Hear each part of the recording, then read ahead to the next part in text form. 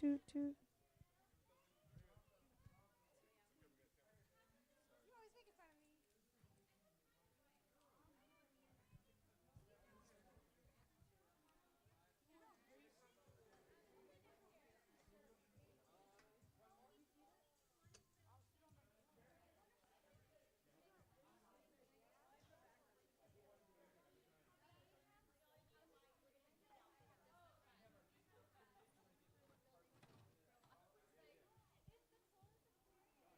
Welcome, teams.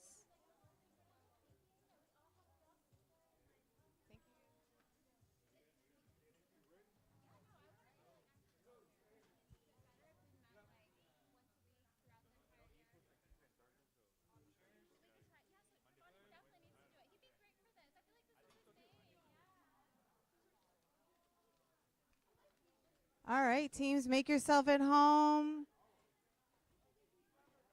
You can get your robot out. Make sure everything didn't break in transport. Is it too soft? Talk louder? Okay.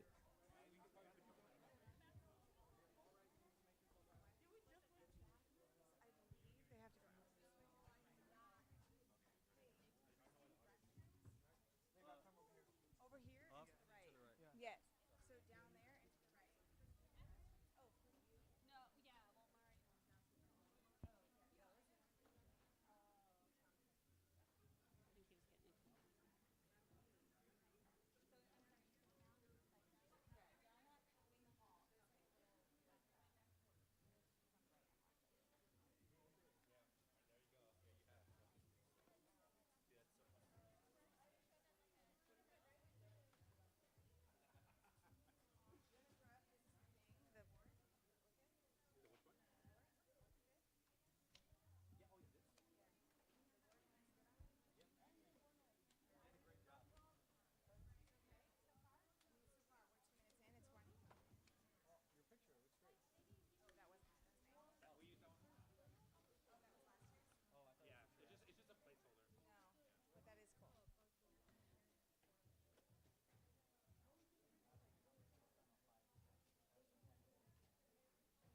Okay, let me see.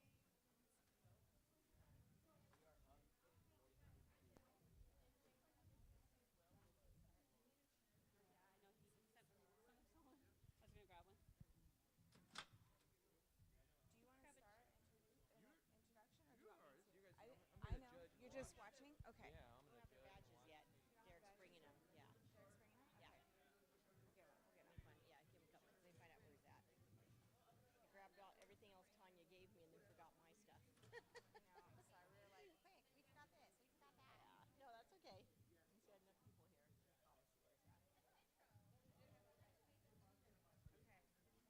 All right, guys, welcome to Robotics 2025. Woo woo!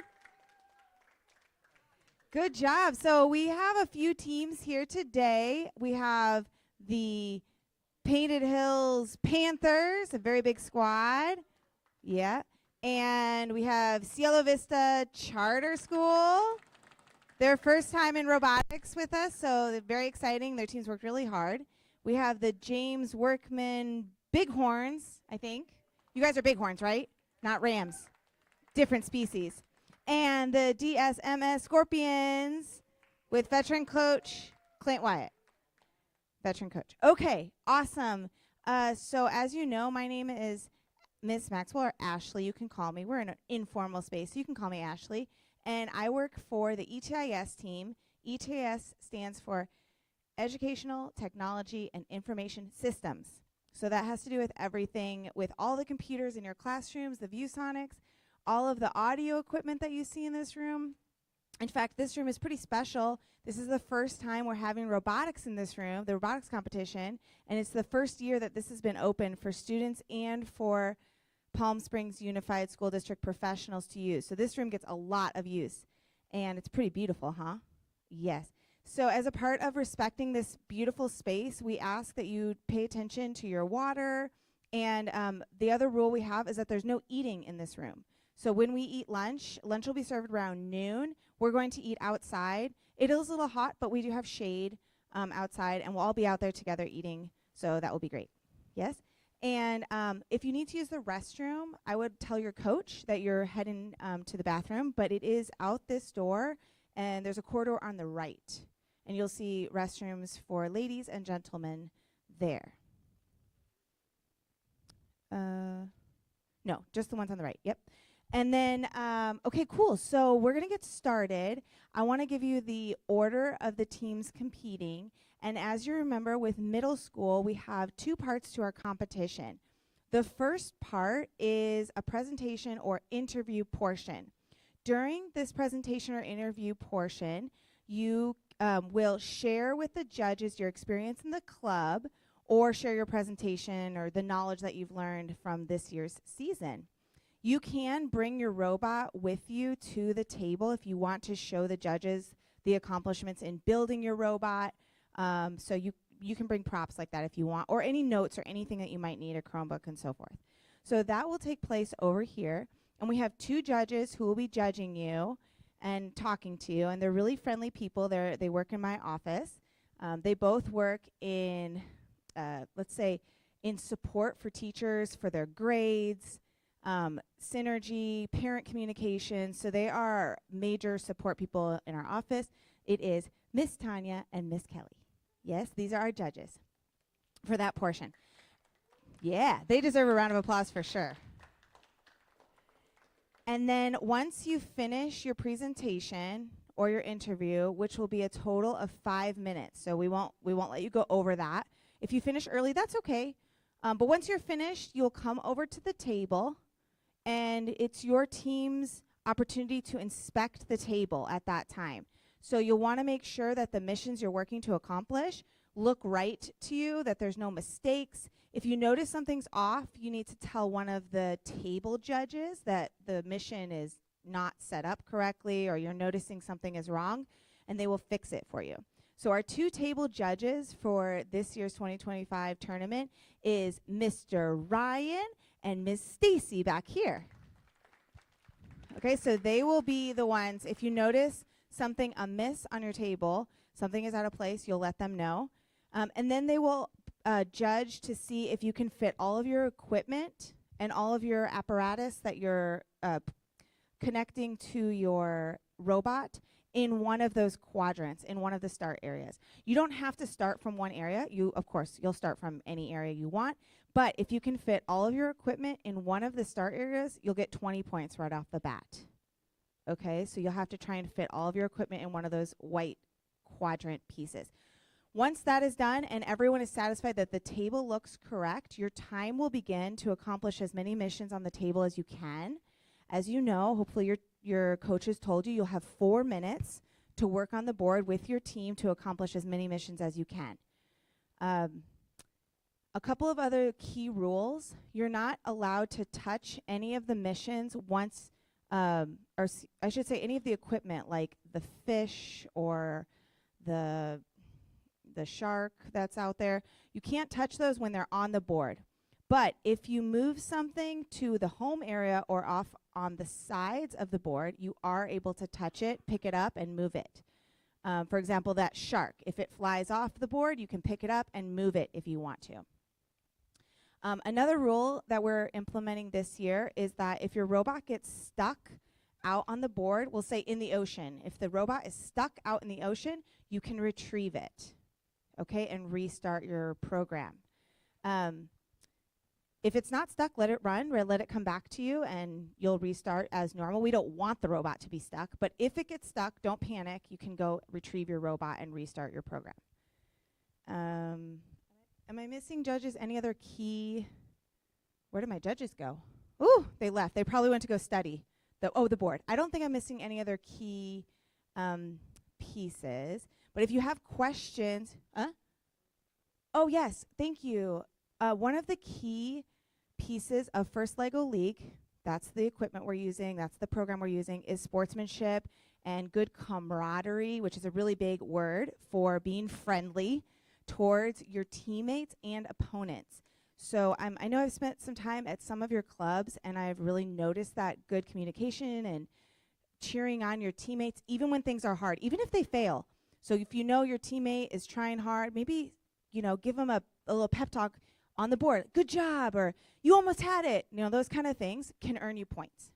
And also if you're friendly with any of the other players, you guys are all in middle school.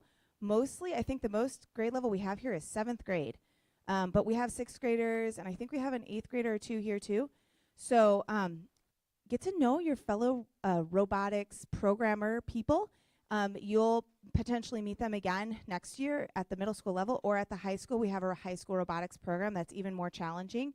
So these are really cool opportunities to get to know other kids that are just like you with the same interests. So feel welcome to talk to one another. Thank you for sportsmanship. And we are awarding sportsmanship points. So those will be added to your final score at the end. So for teams who show good sportsmanship, you don't have to be fake about it. You don't want to be crazy over the top, but who show true, honest, good sportsmanship, we will award you additional points.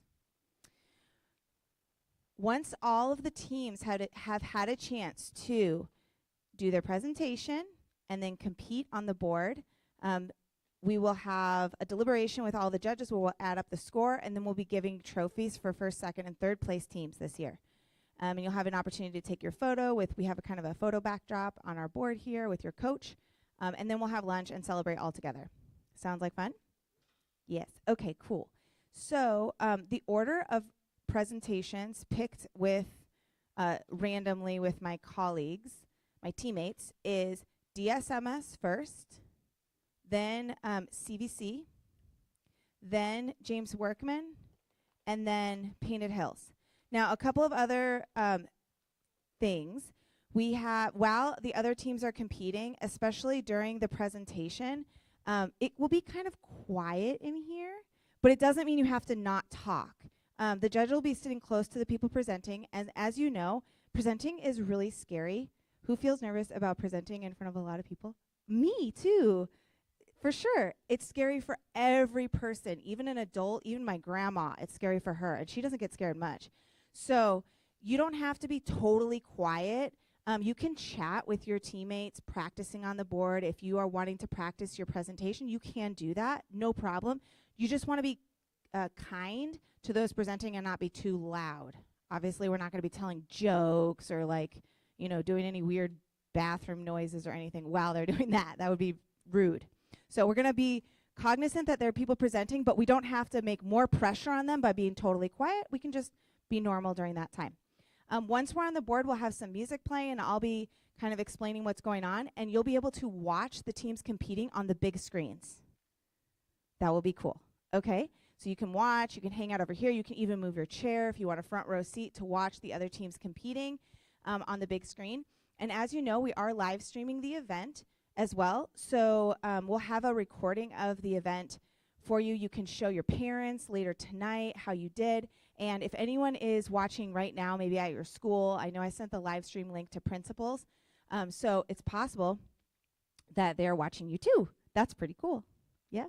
Okay. Yes. Yes. I'll send it to you. And actually, the other, I should note, on your badge, now that I'm thinking of it, there's the link there and a QR code so you can access the link. Okay? So you can live stream it. So that should work. And I don't think we've started the live stream yet, so we did not. Oh, it is live. Great. Here we are. Yeah, so it's going right now, and they're listening to my voice. Okay, so we're going to start. We're right on time. We have about 5 minutes. Mr. Wyatt and his squad have about 5 minutes to prepare themselves with the presentation to start. Remember, that's a 3 to 5 minute conversation with judges about the club. They want to know how your experience was, what was the good parts, what were the hard parts, if you want to show them your robot, or if you want to share anything else about underwater exploration, this is your time to just talk to them like normal humans. They're completely normal humans the last time I checked. So they're friendly, normal. And then you'll go to the board. Okay, any questions from coaches or students at the moment? No?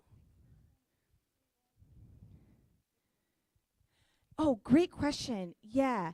Yeah, you have a big team. So, yes, we have a rule that only 6 people at the table at a time. And that's just to give space for the judges and the programmers and people who are working on the robot. But if your squad has 7 players or more and you would like to stand nearby, that's okay. Just give space to your team to work, and we don't want to get in the judges' way. And also, that's one of the good things about having it on the big screen is that you can watch probably better if you sit in front of the screen instead of like trying to see over top of another student. Yes. Yes. Yes. So if you have, and that's a great question. So coaches as well as other players on the team, you are welcome to talk to each other during the re-strategizing period. So as you, I think I might have skipped over that. We have 4 minutes on the board. Then we have a 4-minute re-strategizing period where coach, other players, you can talk to one another and come up with new ideas. And then after that 4 minutes, we'll play again for 4 minutes on the board. So 4 minutes on, 4-minute re-strategize, 4 minutes on. When the players are playing on the board, you are not to interrupt them. Okay, so I'm going to say it again. Coaches, when your players are playing on the board during that 4-minute playtime, when they're running code, you are not to interrupt them. That is their time to work their hardest and best. If you notice something that they might do better later, you can tell them during the re-strategizing time for sure. Okay? So again, coaches, you are not to talk to your players during the gameplay. That is their time to be kids and try their best. Okay, any other questions? Thank you. That was a good one about coaching. Okay, do your very best today. Don't forget to have fun and smile. No matter what happens, if you come in first or last place, thank you so much for being a part of the club and trying something new. This is hard stuff, but really important in the world that we live in today. Robots are everywhere, and programming is a big deal. So you are ahead of your peers in this way, and that's really cool. So you should be giving yourself a round of applause just for being here. Okay, we're going to get started. DSMS, you have about 3-4 minutes, and then you'll present. So you can move over to that space and get yourselves ready. And meanwhile, DJ Manny will keep us feeling loose in the house with some beats.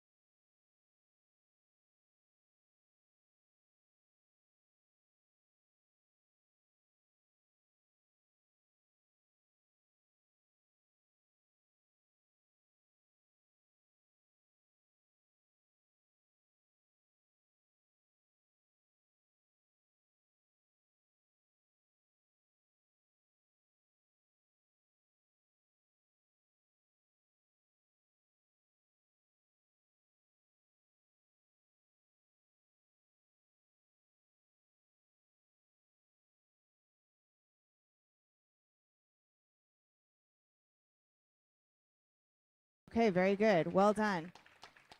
The team's going to re-strategize now, potentially talk to their coach, see what other obstacles they might want to fine-tune. Teams are welcome to practice on the mat during this time. So if you want to run code on the map, you are welcome to. DSMS teams, you are welcome to run code on the map at this time if you want to practice in this re-strategizing moment. DSMS will have another 4 minutes to attempt more code. DSMS will have another 4 minutes to attempt more code.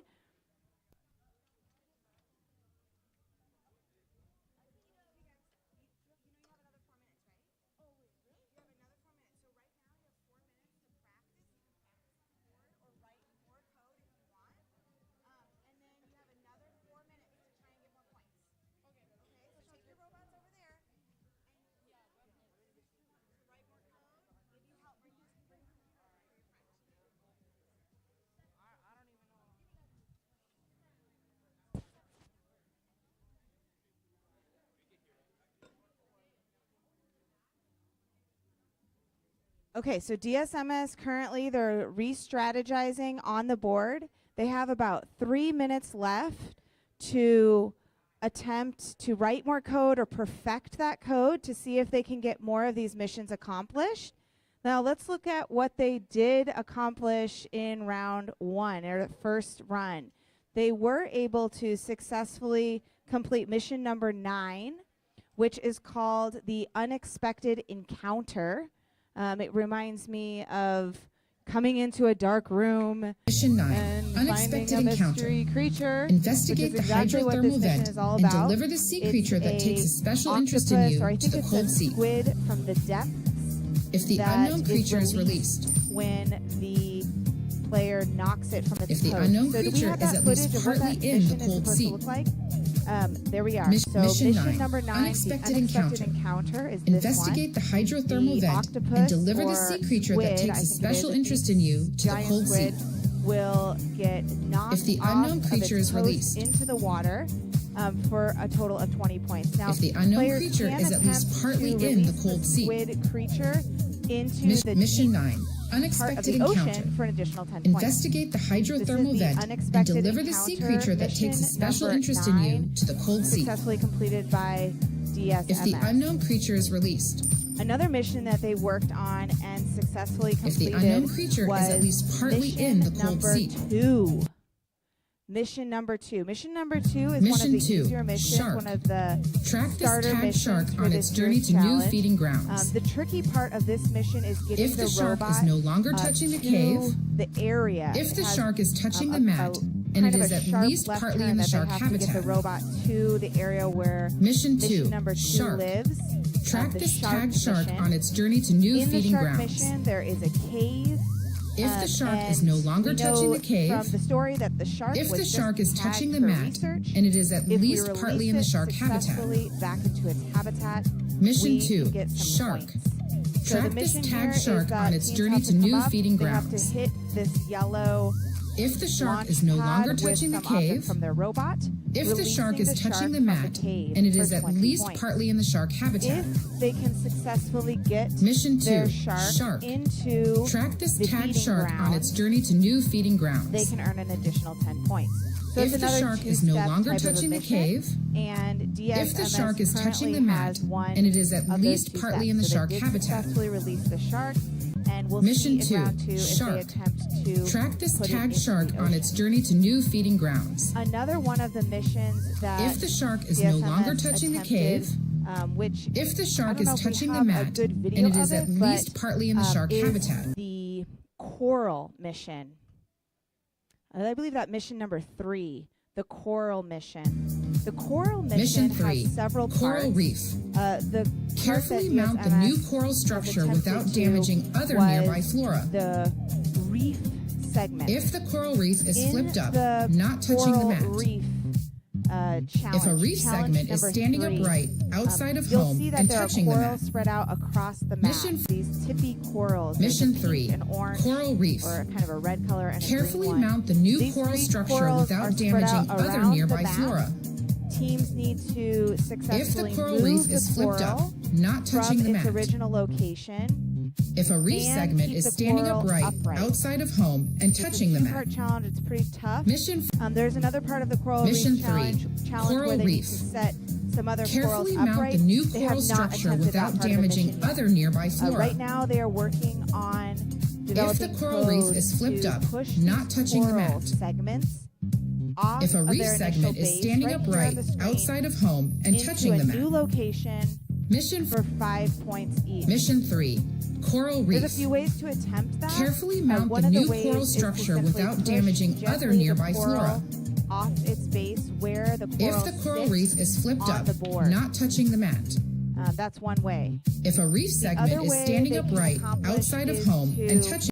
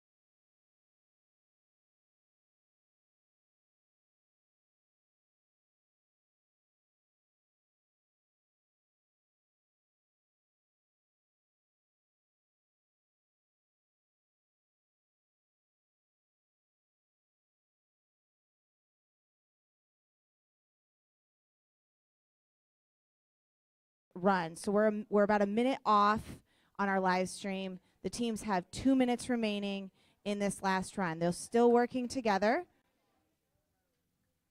You can see that they're huddled up next to one another, talking, strategizing, figuring out what else they might be able to capture to gain points.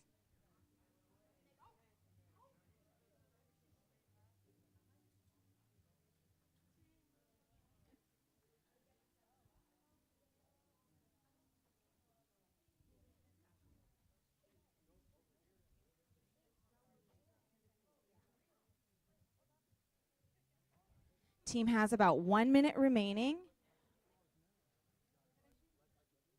About 1 minute, 5 seconds remaining. Looks like they're attempting to take this shark that they released earlier from the cave into the depths, into the deep part of the ocean. We have our programmers running several sequences of code. Programmers tend to use block coding with our Lego Robotics game. Block coding is a simple way for young coders to see exactly what the code is doing. There's other types of code that can work with our Lego Robotics. We do have Python coding that works with our Lego Robotics, as well as script coding.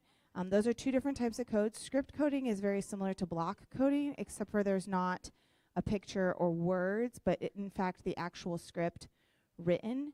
And Python is a different coding segment. The team's getting very close. You can hear we have about 5 seconds. They're going to give one more attempt to this.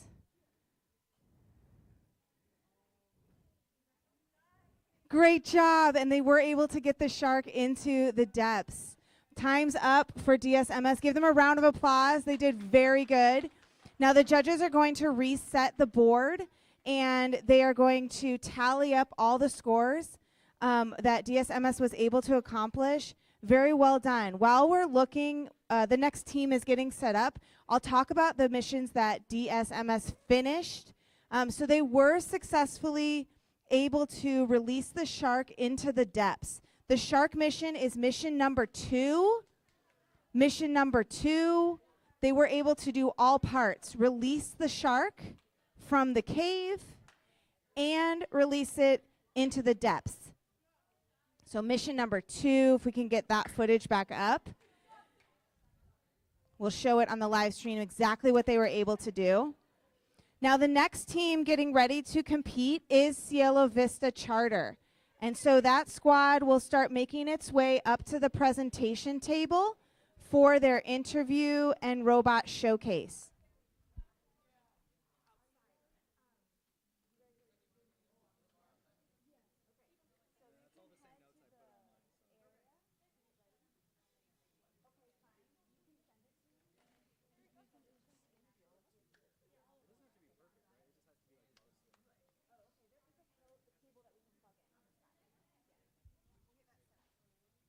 Over here.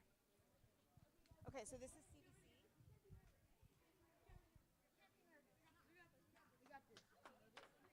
Hey, don't be nervous. Don't be nervous. Let's see, do we have a U.S.D? No. I'm looking for Ryan with a computer dongle.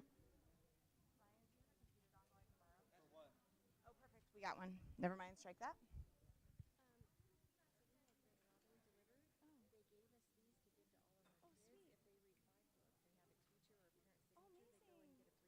Oh, wow. Okay, I'll announce them. Yes, and I'll announce it. Okay.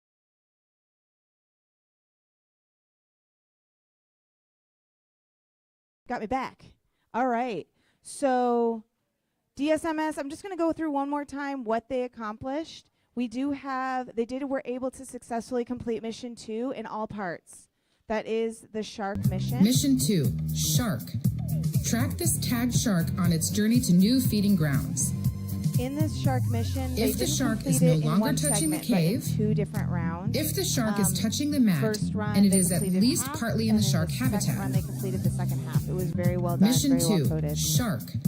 Track this tagged shark on its journey to There's new that feeding shark mission. grounds. If the shark is no longer touching the cave, And now we have CVC if the shark presenting. is touching the So I'll mat, tone my and it voice is down at a little least bit. partly in the shark habitat. Mission 2, Shark.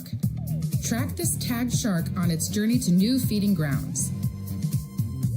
If the shark is no longer touching the cave, if the shark is touching the mat, and it is at least partly in the shark habitat. Mission 2, Shark. Track this tagged shark on its journey to new feeding grounds. If the shark is no longer touching the cave, if the shark is touching the mat, and it is at least partly in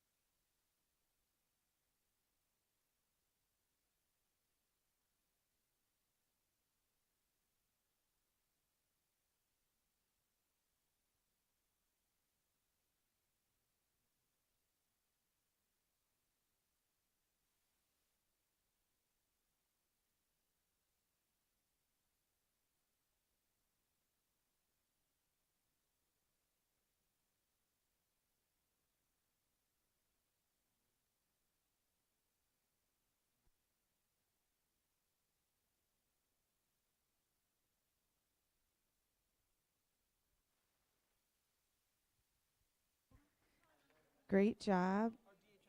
Yes, I have it right here. Great job, Cielo Vista Charter, on their presentation. Well done. All right, we're going to transition. Cielo Vista Charter is going to come to the board now. We'll get some zippy, zip, zip, zip on the DJ with the tracks.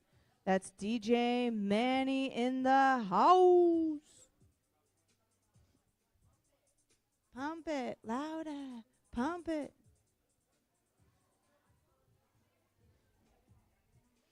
Okay, CVC has a moment now to collect themselves, get their robot, their code getting ready, and we're transitioning to the board. So they will have the opportunity now to check the board and make sure that all of the equipment on the board looks ready for them to compete. They will also work to fit their robot and the equipment into one of the quadrants, one of the start zones. If they are successful in putting all of their equipment, both robots, into the start zone, they will earn 20 points.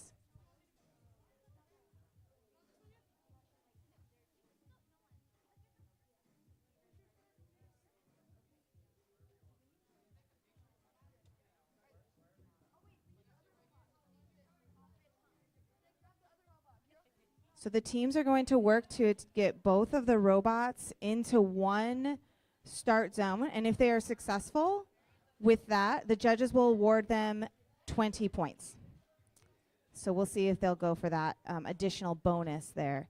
Now, both of the scores from the presentation piece and from the competition piece, the 2 rounds of competition, those scores will be added up for a grand total. So there's lots of ways to earn points in the robotics club.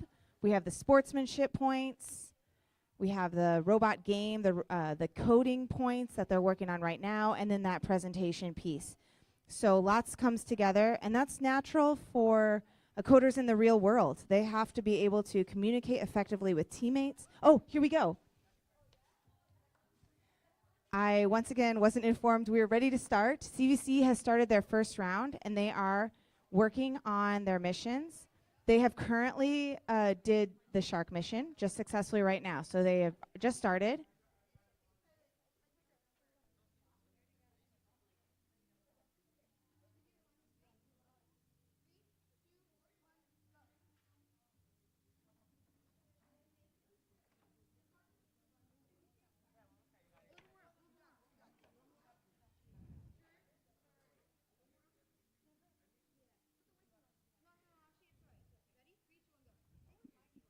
If you could hear the board right now, you can hear that the team's really communicating well together.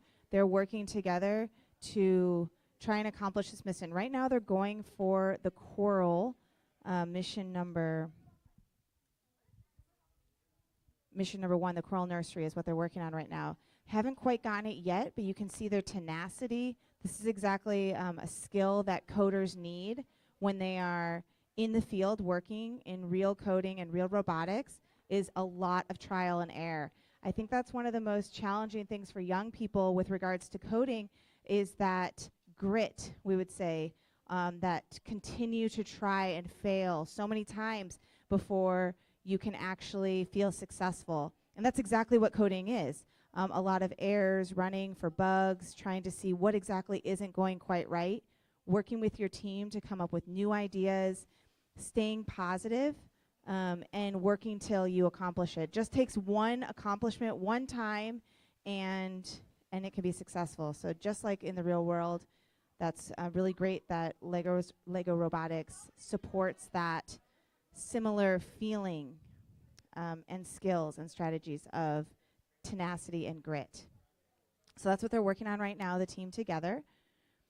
Cielo Vista, this is their first year competing in Lego Robotics. So they had the additional challenge of having to create the robot from scratch. Other teams have had opportunities to have a robot that has been used year after year. CVC will have that advantage next year when they compete. They have a really great group of 6 youngsters, young gentlemen.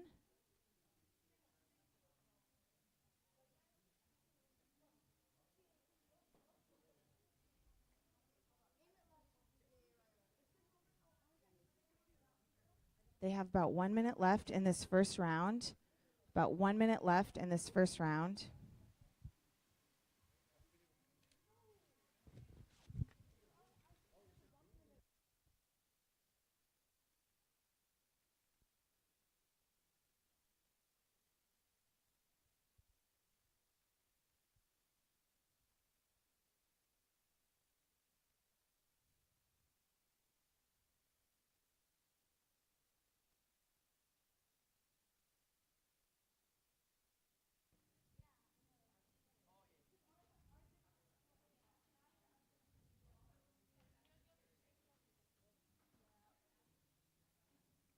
They have about 15 seconds in this first round. Thank you.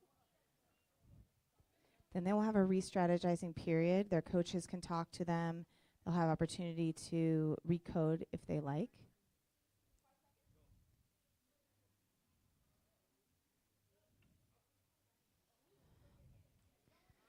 Okay, that's time. That's their first round. Little round of applause for CVC on the first round. We'll talk about which ones they've accomplished. Now they have the opportunity to re-strategize 4 minutes at the table. If their coaches want to talk to them, they can. Otherwise, they're going to test. They can test the equipment on the table. So they are welcome to touch the equipment on the table. They are welcome to write code and test their code on the table. We'll look here and see how many points they were able to collect so far. So they have been successful in mission number 2.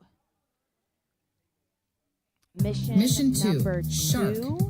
Track this tagged shark again, on its journey to new feeding grounds. The tough part about that mission is that it's off If the shark is no longer touching the cave, and requires if the quite a shark bit is of touching the mat, and it is at for least partly in the shark habitat. robot itself to get Mission 2. to that Shark. mission geographically. Track this tagged Once shark on its journey to new the feeding shark, grounds. Once they can get to this shark area, If the shark they is no simply- longer touching well, the I shouldn't cave, say simply, but they if the need shark to is touching allow the the mat, robot to and it is at tap least partly in the shark yellow release habitat. button to send the shark Mission 2. off to the Shark. home area, off to the Track side. this tagged Once shark the on its equipment journey to is new off feeding the grounds. side of the board, the programmers are allowed to touch If the shark equipment is no and move longer it about. touching the cave, The second part of this if shark the shark mission is touching the mat, is and it is at least to partly in the get shark in habitat. the depths right there on the screen. Mission 2. So getting Shark. the shark into Track the this depths tagged shark on its is journey to new feeding grounds. the ultimate goal of this two-part If the mission. shark is no longer touching the cave, So far, they have the first part if the completed. shark They is have touching the released mat, shark from the and it is cave. at least Now partly we'll in the shark see habitat. if in the second part of their Mission 2. series Shark. they attempt to put it into the Track depths. this tagged shark on its journey to That will new be different feeding code that would grounds. take that. If the shark is no longer touching the cave, if the shark is touching the mat, They still have a couple minutes in this re-strategizing period, and they're really working hard. Their coaches are at the table, really engaged coaches, the CVC coaches, also learning themselves how to coach a good team and what kind of strategies are needed. So it's been a really great experience for the Cielo Vista Eagles so far this year.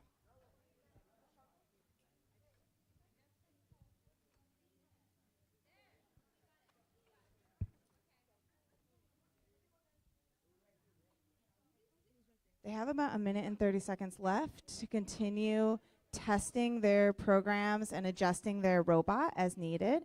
They can always end early if they want to. Most teams choose to take the entire 4-minute re-strategizing period, but that's where CVC is right now. They have about 1 minute left, thinking about which code they're going to use next.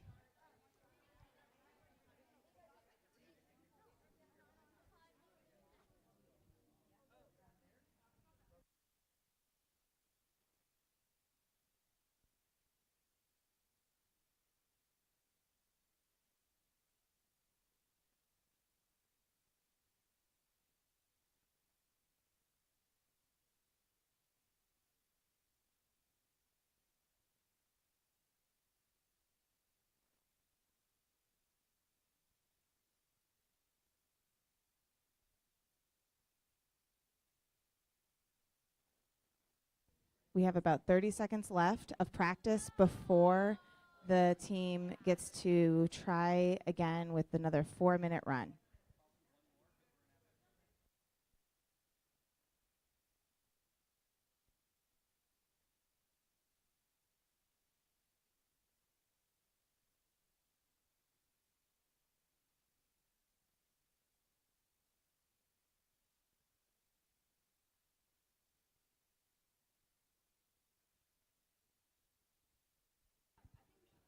All right.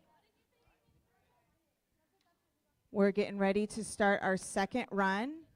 The 4 minutes has elapsed, so the judges are quickly resetting the board to where it was at the end of round 2. Coaches are backing off from the table.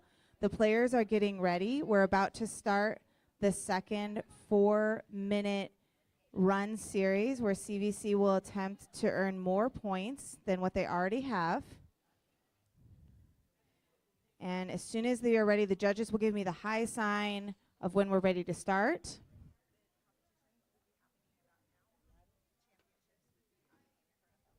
On your mark, get set, go. All right, so CVC here, you can see them on the board. They are working towards the second 4 minutes.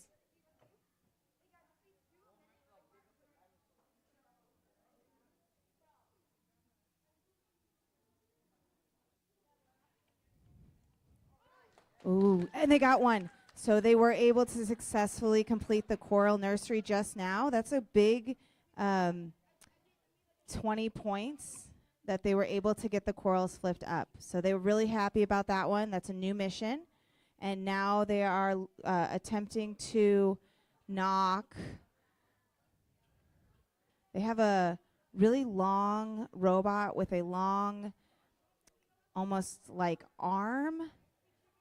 In the real world, a robot like this would be used to move closer to an object that might be dangerous or that might not be able to be touched very closely. So, you know, I'm thinking kind of an animal in the deep or a large creature would need some kind of long arm.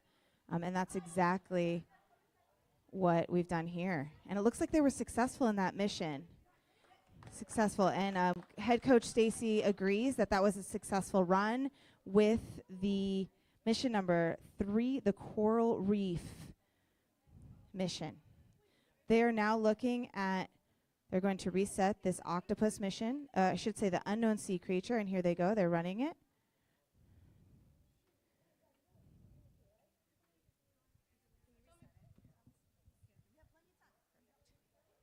Plenty of time still, more than half the time still allowed.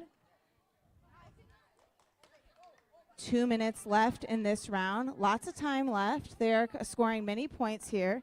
So they just completed, this one completed was the unknown sea creature mission, and they were successful at getting it back to home. So we'll see what they do with that element. Looks like they are working now on this very challenging mission of the angler fish. We'll see how successful they are here. Lots of movements in this one. Looks like Judge Stacy says that they were successful in completing that mission. They have about a minute left. Should say a minute and 20 seconds left. Looks like now they are attempting to drive the unknown sea creature into its home, and Coach Stacy, head judge Stacy, has said that that one is also a win. So they're racking up a lot of points in this round too.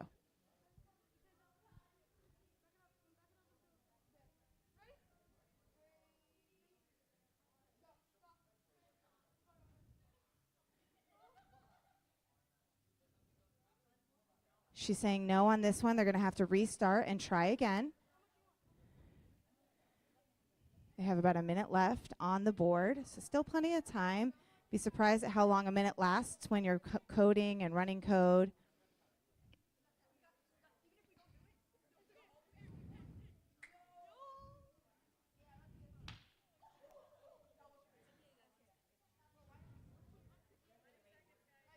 $30 seconds left on the clock for them to accomplish. Looks like they have one of their programmers working. Oh, good communication, just a miss. We're going to try one more time. Tough part about these challenges with the robots is if they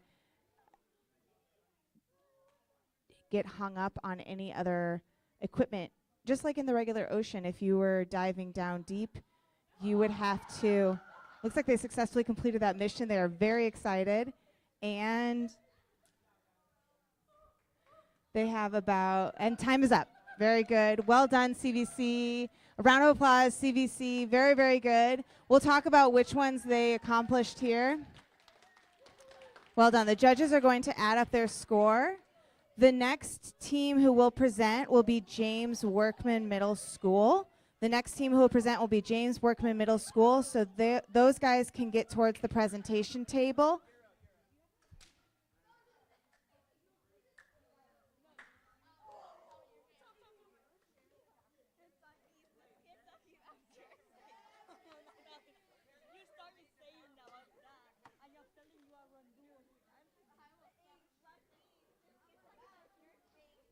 All right. Thomas, let's look at what the CVC was able to accomplish. They accomplished many things. First, mission number 1. That was a new one we haven't seen yet. Mission number 1 is called the Coral Nursery. And set up the nursery to grow new coral until they are strong enough for the transport to the reef.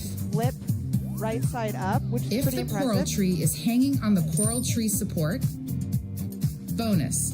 And the bottom of the coral tree is in its holder. If the coral buds so they are were flipped able up, to flip the coral buds up. I think it's called Mission 1. Yeah, Coral Nursery.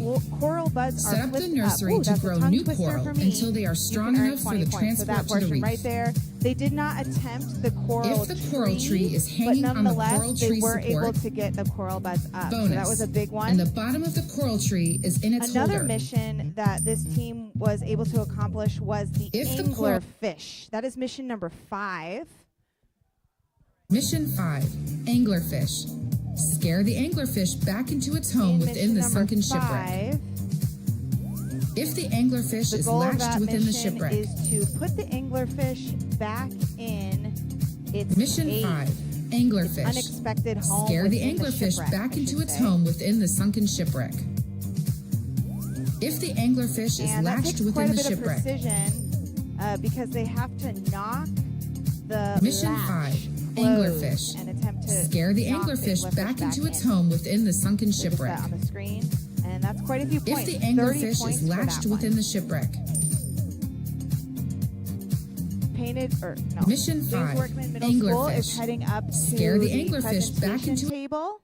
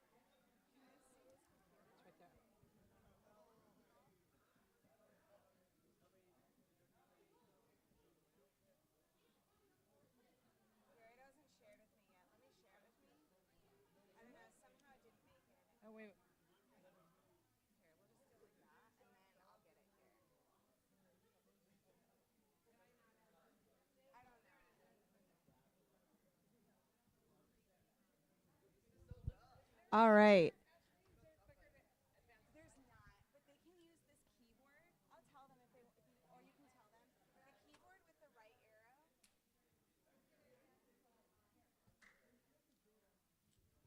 All right, we have James Workman Middle School is getting ready for their presentation. And so they're coming up to the presentation board right now, getting ready for their presentation. This presentation was worked on by Sebastian 100%. He really was passionate about the mission model or the mission theme this year, which is under the ocean, ocean exploration.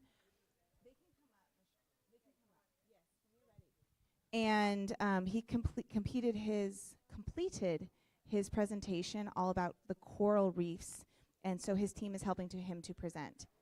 When you want to forward the slides, use this button. Okay? And you can go back this way. Okay, I'll get out of your way.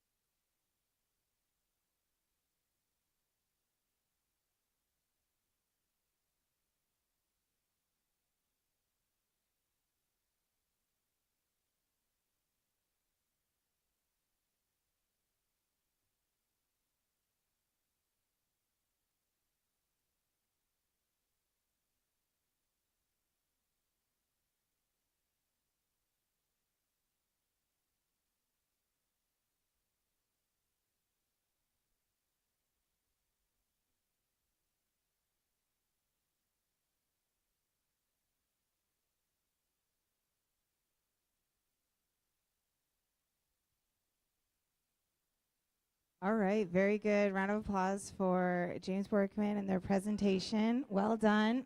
Well done.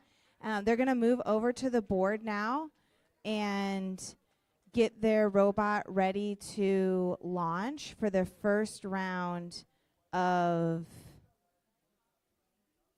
the robot run. Yes, the first round of their robot run. Probably need to find a different way to say that, but that's what it is. The first round of the robot run. So James Workman is finishing up with the judges. They're charming the judges, answering lots of good questions the judges have about their robot and about their design. And once they finish with that, they will head to the board where they will inspect the board. So while we're waiting, let's pull up some of these missions that are really challenging. This is kind of what we're working towards. So I'd love to look at number 8, the artificial habitat. Artificial habitat is important. Rearrange the artificial habitat stacks to create kind of safe goes homes for with sea creatures the in this area. presentation that James Workman was If an doing artificial about the habitat coral stack reefs segment and the is completely disappearance of the flat coral and reefs upright, and how we need to replenish coral reefs with artificial habitat. So this is something that real scientists and underwater explorers are trying to do. In this artificial habitat, it is with crab. And this is a very challenging artificial mission. habitat. It's worth a lot of points. Rearrange the artificial habitat stacks to create safe homes for sea creatures in this area. If you look at it on the screen, it's a series If an artificial habitat stack segment is completely flat and upright, you could say, and the robot itself needs to flip the cage several times. There would be 1 flip for getting 10 points. There would be 2 crabs that would be up. So there would be 8. 3 crabs Artificial up for 30 habitat. points. And this is Rearrange where the they could get artificial all habitat crabs up for stacks 40 to create points. safe There's homes a for couple sea of other creatures ways in this to area. get that combination, attempting to If get an all artificial crabs habitat stack facing segment upwards is for a total completely of flat 40 and points. upright, Now they don't have to get all of them up to earn any points. Even just 1 crab up would earn points. But this is quite a challenge. They have to have a very intricate robot with many motors working in unison 8. to allow Artificial this artificial habitat. habitat to lay. Rearrange as the it artificial should habitat lay stacks in to this create direction, safe kinda like homes a for sea bee creatures in this area. giving the little crabbies. If an a new artificial home habitat to stack flourish. segment is completely flat Let's and look at another upright, one. I think James Workman is heading to the table now to inspect the table, as well as to make sure their robot, see if their robot can fit in 1 quadrant.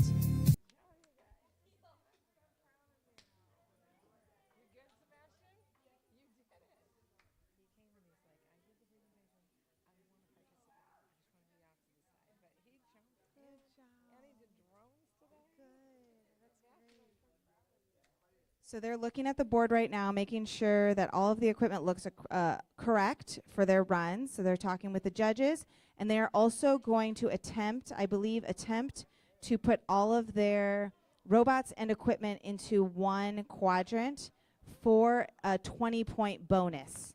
So that's what they'll do first, and the judges will inspect their equipment, making sure that they're using fair robot material. Unlike most of the schools who use the Spike Prime equipment, James Workman uses the Mindstorm equipment. So both of those types of robots are fair or allowed in First LEGO League.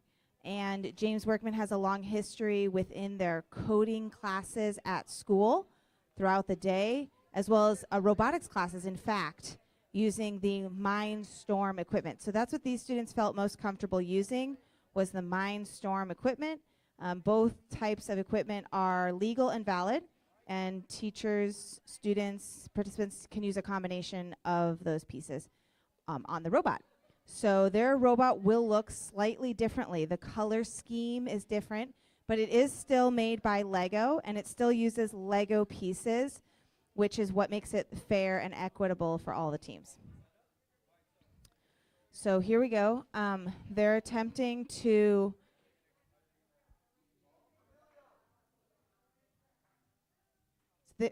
James Workman team split up very, very strategically into specific players who would present and specific players who would code and run the robot mission. So some of the coding players are up front, and then the players who worked mostly on the presentation and the other half of the way they could get points are standing off to the side to cheer on and support their team. As we've already mentioned, there are opportunities for sportsmanship points. Those are called, I have to look up the exact name.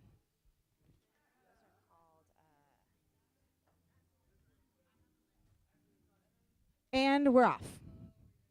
Oh, is it 4 minutes yet? Has it started 4? Oh, they did. Oh, sorry, we already started. Once again, I failed on that piece. So they already got the 4 minutes running, and they just got the unexpected encounter. And it looks like they are working for a very difficult mission right now, the coral reef tree. Let's see how they do.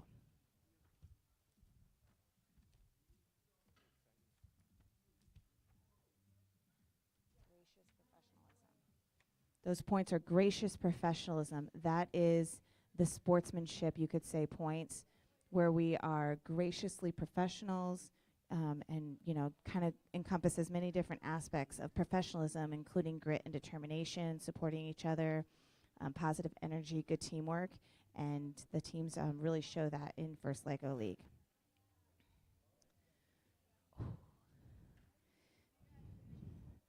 The programmers are really working hard on the coral tree mission. They're getting very close to accomplishing it. This is a really tricky one because they have to lift that coral tree very gently on top of the hook. It is very tricky. Lots of points for that mission, but very challenging in itself as well.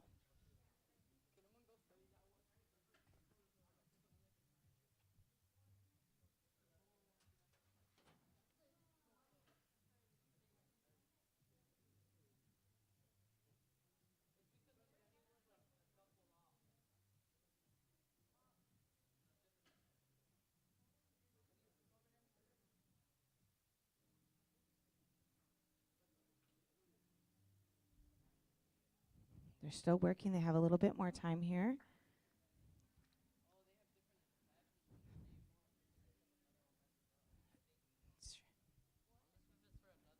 They just did an equipment change out, so teams are allowed to have attachment pieces off to the side that they add onto their Lego robot at any time throughout their 4-minute competition period.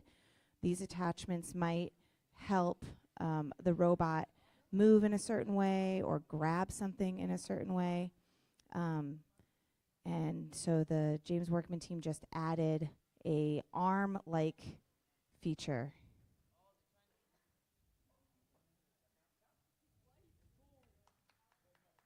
Looks like they just accomplished the coral buds. They got the coral buds to come up, and they're resetting their mission here. Very well done.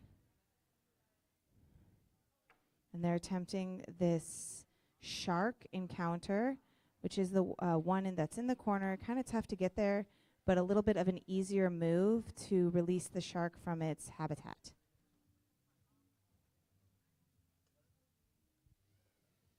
You can see they're running it again. They're resetting it.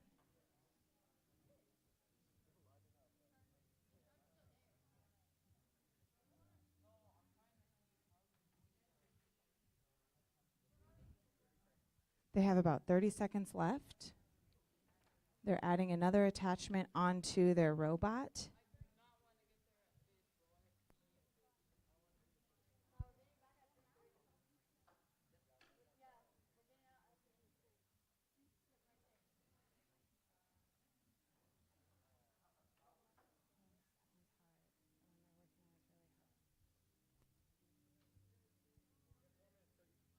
Okay, so now we have an intermission, essentially a re-strategizing period where the coaches can come up, Coach DeBloy can come up and help the team.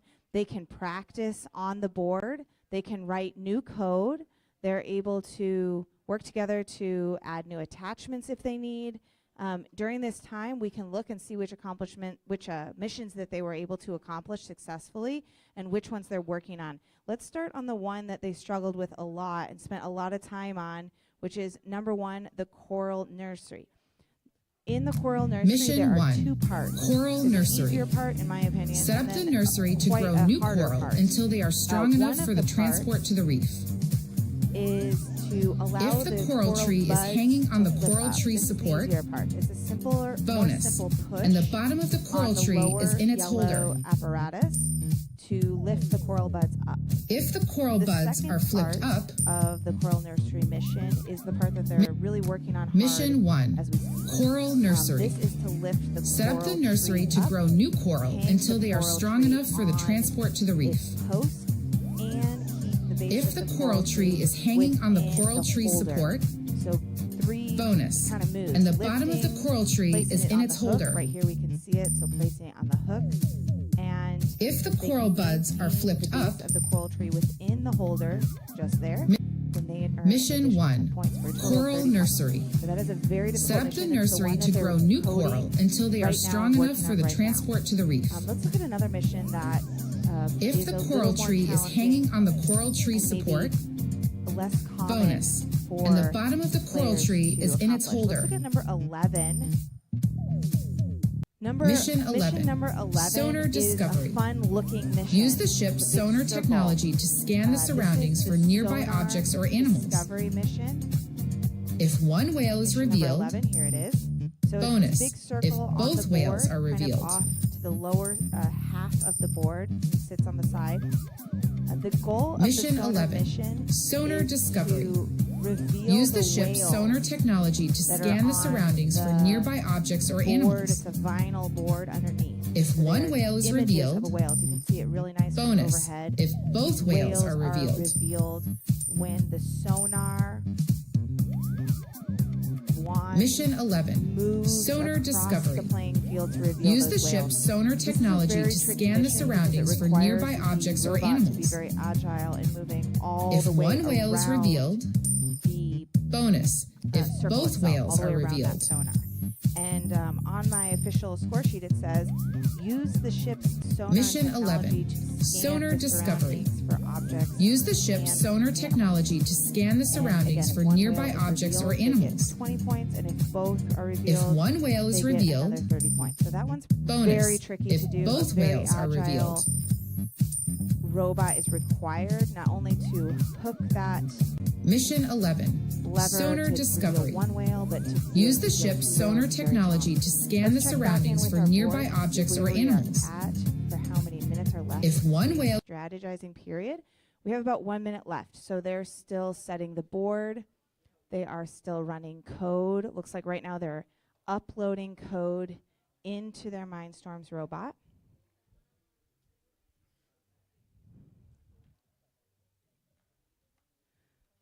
They're working together to help each other remember it's tough under pressure with the time, the clock.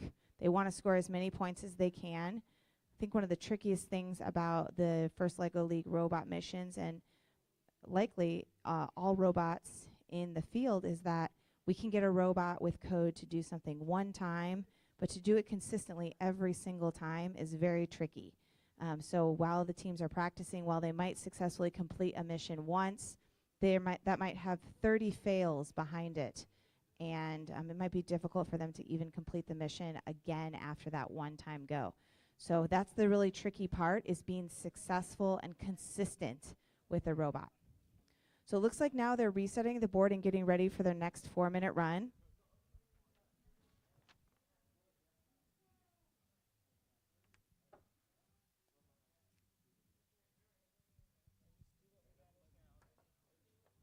Looks like they're connecting the robot to the computer with a cable, and they have a little equipment error here. So our judges are allowing them to, with their coach, fix the equipment so that they can upload the code that they've just written onto the robot.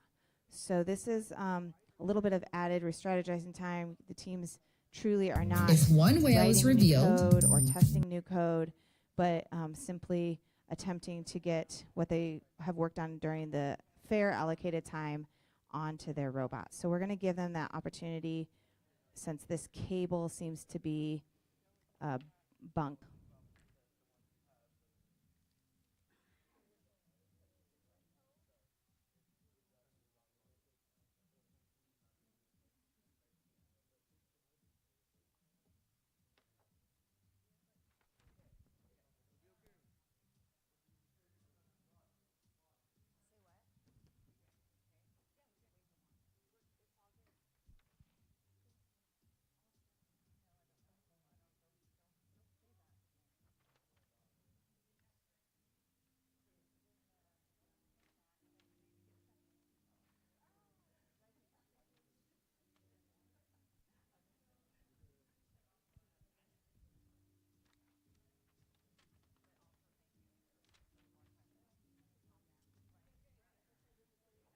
Yep. Okay, so that was great advice from the coach, and just reminding the programmers that technical difficulties happen in everyday life.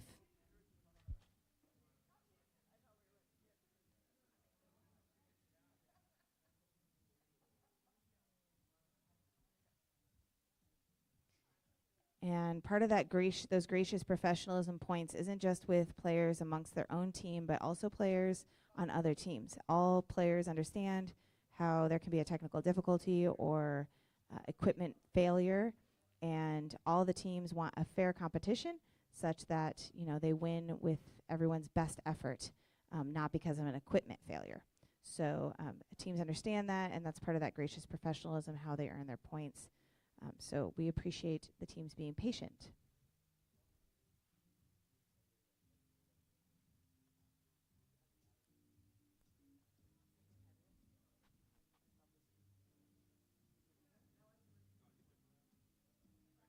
Okay, here they go. They're attempting now their second 4-minute round, to go for more points. So we'll look and see what they're going for.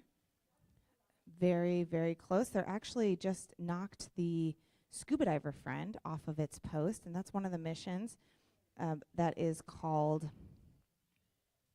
the scuba diver. In fact, that's the name of the mission. So they're working. They have about 3.5 minutes left. Lots of time on the board. Lots of opportunity to score points. Resetting the robot.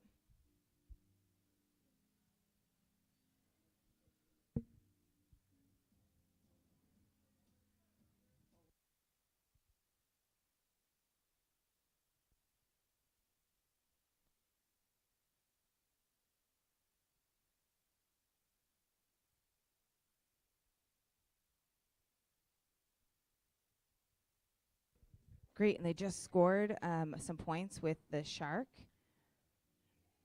They're very excited. They're giving each other high fives, as gracious professionals do. Still working, though. Their time is not up yet. They have about a little less than 3 minutes remaining on the clock to continue scoring.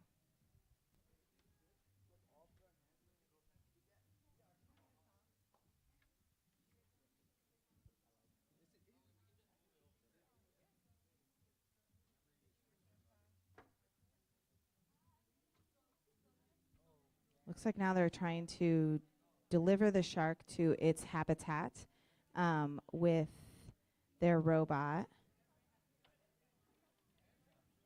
They have built a delivery table.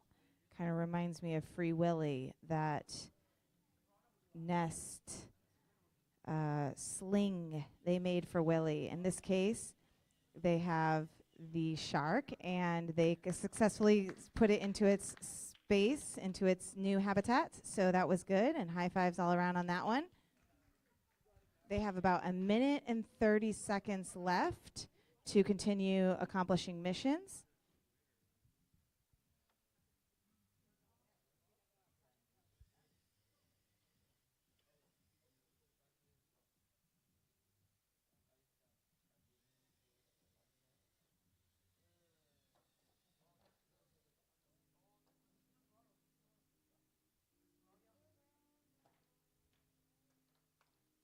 They're switching out the devices on their robot. And again, the robot looks slightly different than the other team's robots, with the option to use the Mindstorm equipment. Very, very similar programming, just slightly different type of computer chip in there. And looks like they just successfully completed one. That was great. The angler fish, they were able to sneak it back into its cave, so some good points for that one.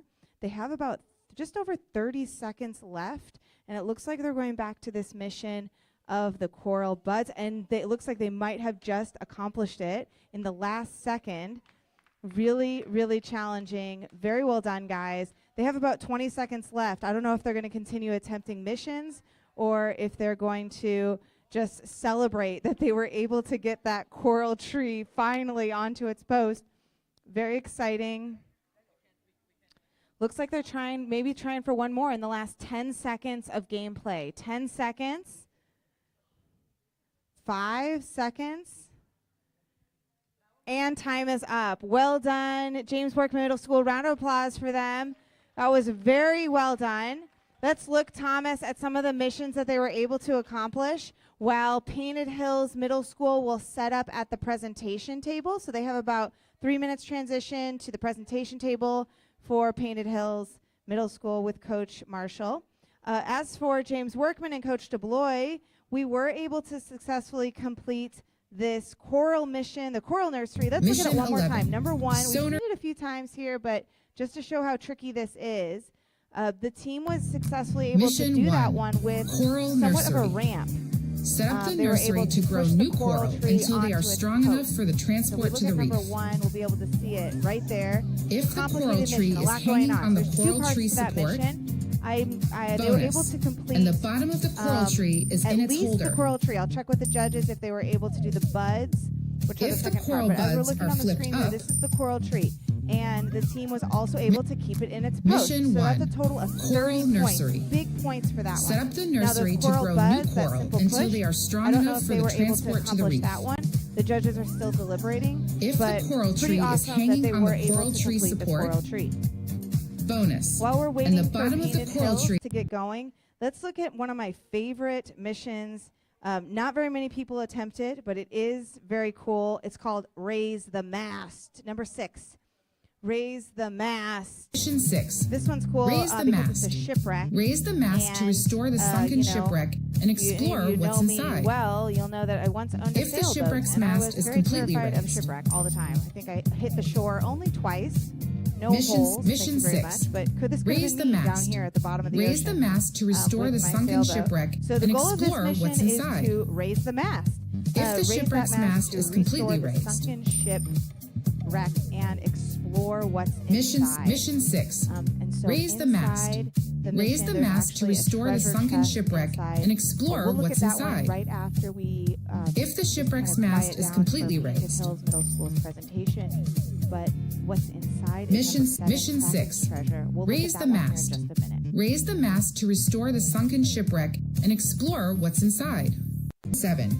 Kraken's treasure. Retrieve the chest from the shipwreck to recover a piece of our history. If the treasure chest is completely outside the Kraken's nest. Mission 7. Kraken's treasure. Retrieve the chest from the shipwreck to recover a piece of our history. If the treasure chest is completely outside the Kraken's nest. Mission 7. Kraken's treasure. Retrieve the chest from the shipwreck to recover a piece of our history. If the treasure chest is completely outside the Kraken's nest. Mission 7. Kraken's treasure. Retrieve the chest from the shipwreck to recover a piece of our history. If the treasure chest is completely outside the Kraken's nest. Mission 7. Kraken's treasure. Retrieve the chest from the shipwreck to recover a piece of our history.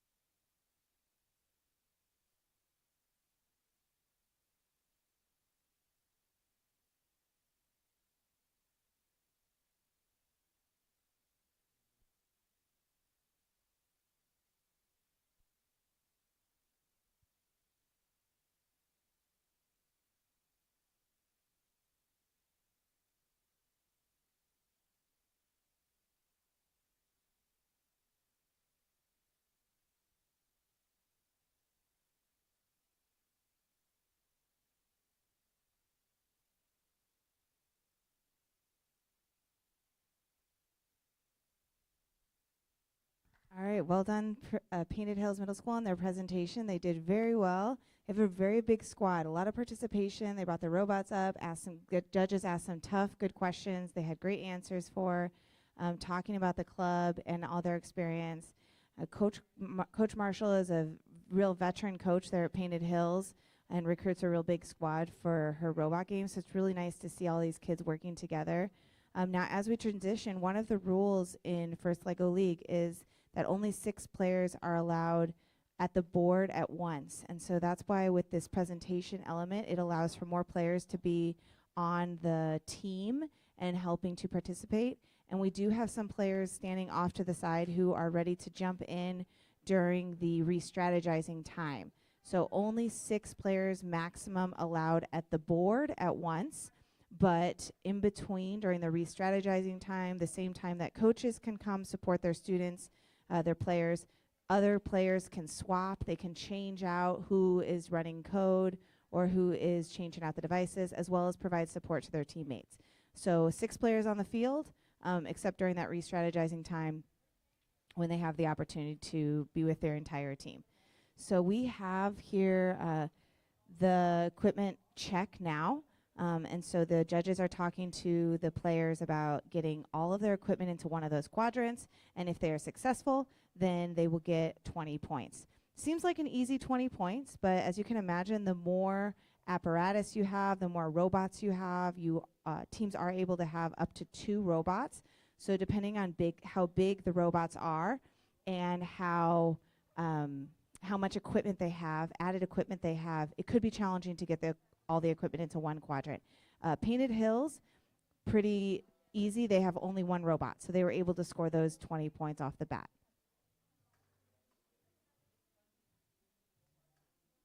Judges are getting ready. They're going to tell me when it's time to go. We're just confirming with the players that they have everything synced. We have a fair competition, give everyone the same opportunity.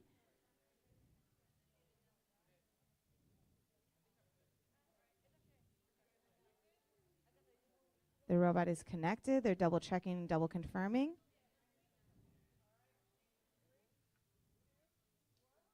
And they're going. Teams are competing. We have 4 minutes at this point, 4 minutes to go.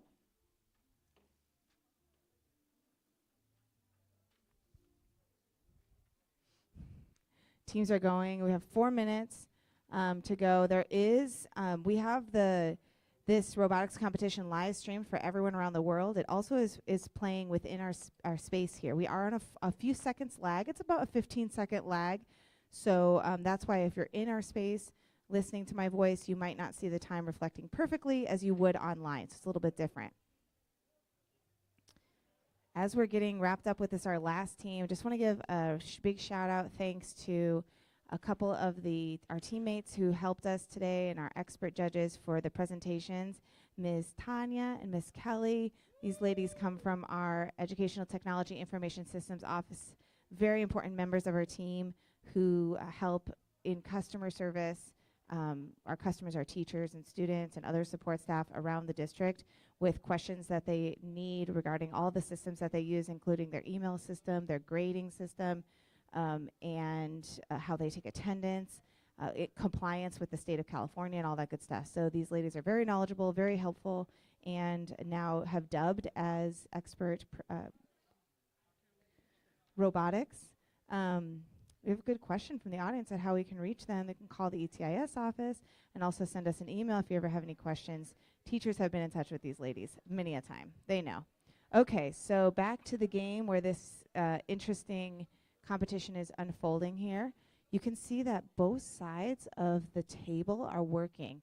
Now, one of the rules in First LEGO League is that only 1 robot can be on the game board at a time. And since this game mission theme is submerged with under the sea type theme, I like to think that only 1 robot can be swimming at a time and the other robot needs to be on the beach. Now, this is helpful when you have a big squad. You can communicate to one another to tell your teammate across the shore that their robot can start swimming. If we continue the metaphor, while your robot is resting or getting repositioned, new equipment loaded, that kind of a thing. And I can see that the two coders on the Painted Hills team are passing their computer back and forth, making sure that that code looks accurate. And I can also see that the coders on the other side of the field are running their robot. So these guys are really coordinating and talking together. Good communication is essential. Very good. So they were just able to knock the shark off of its post, out of the cave, I should say, and they have taken the shark back. The other robot is running now, currently, and it looks like they are attempting that very challenging sonar mission, the one we talked about earlier, to get the reveal one of the whales. So it looks like they just completed that sonar mission. Wow, I didn't think anyone was going to complete that one, and the Painted Hills team was successful. So we'll talk about that when we recap here in just a second. They have about 30 seconds left of this first round. 30 seconds left of the first round before the re-strategizing period.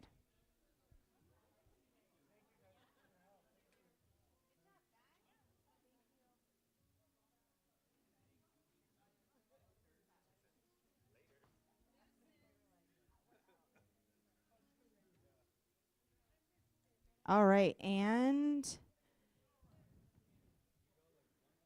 it looks like they have about 5 seconds left. All right, that is it. That was their first mission, first 4 minutes. They have a re-strategizing period now where they can practice on the field.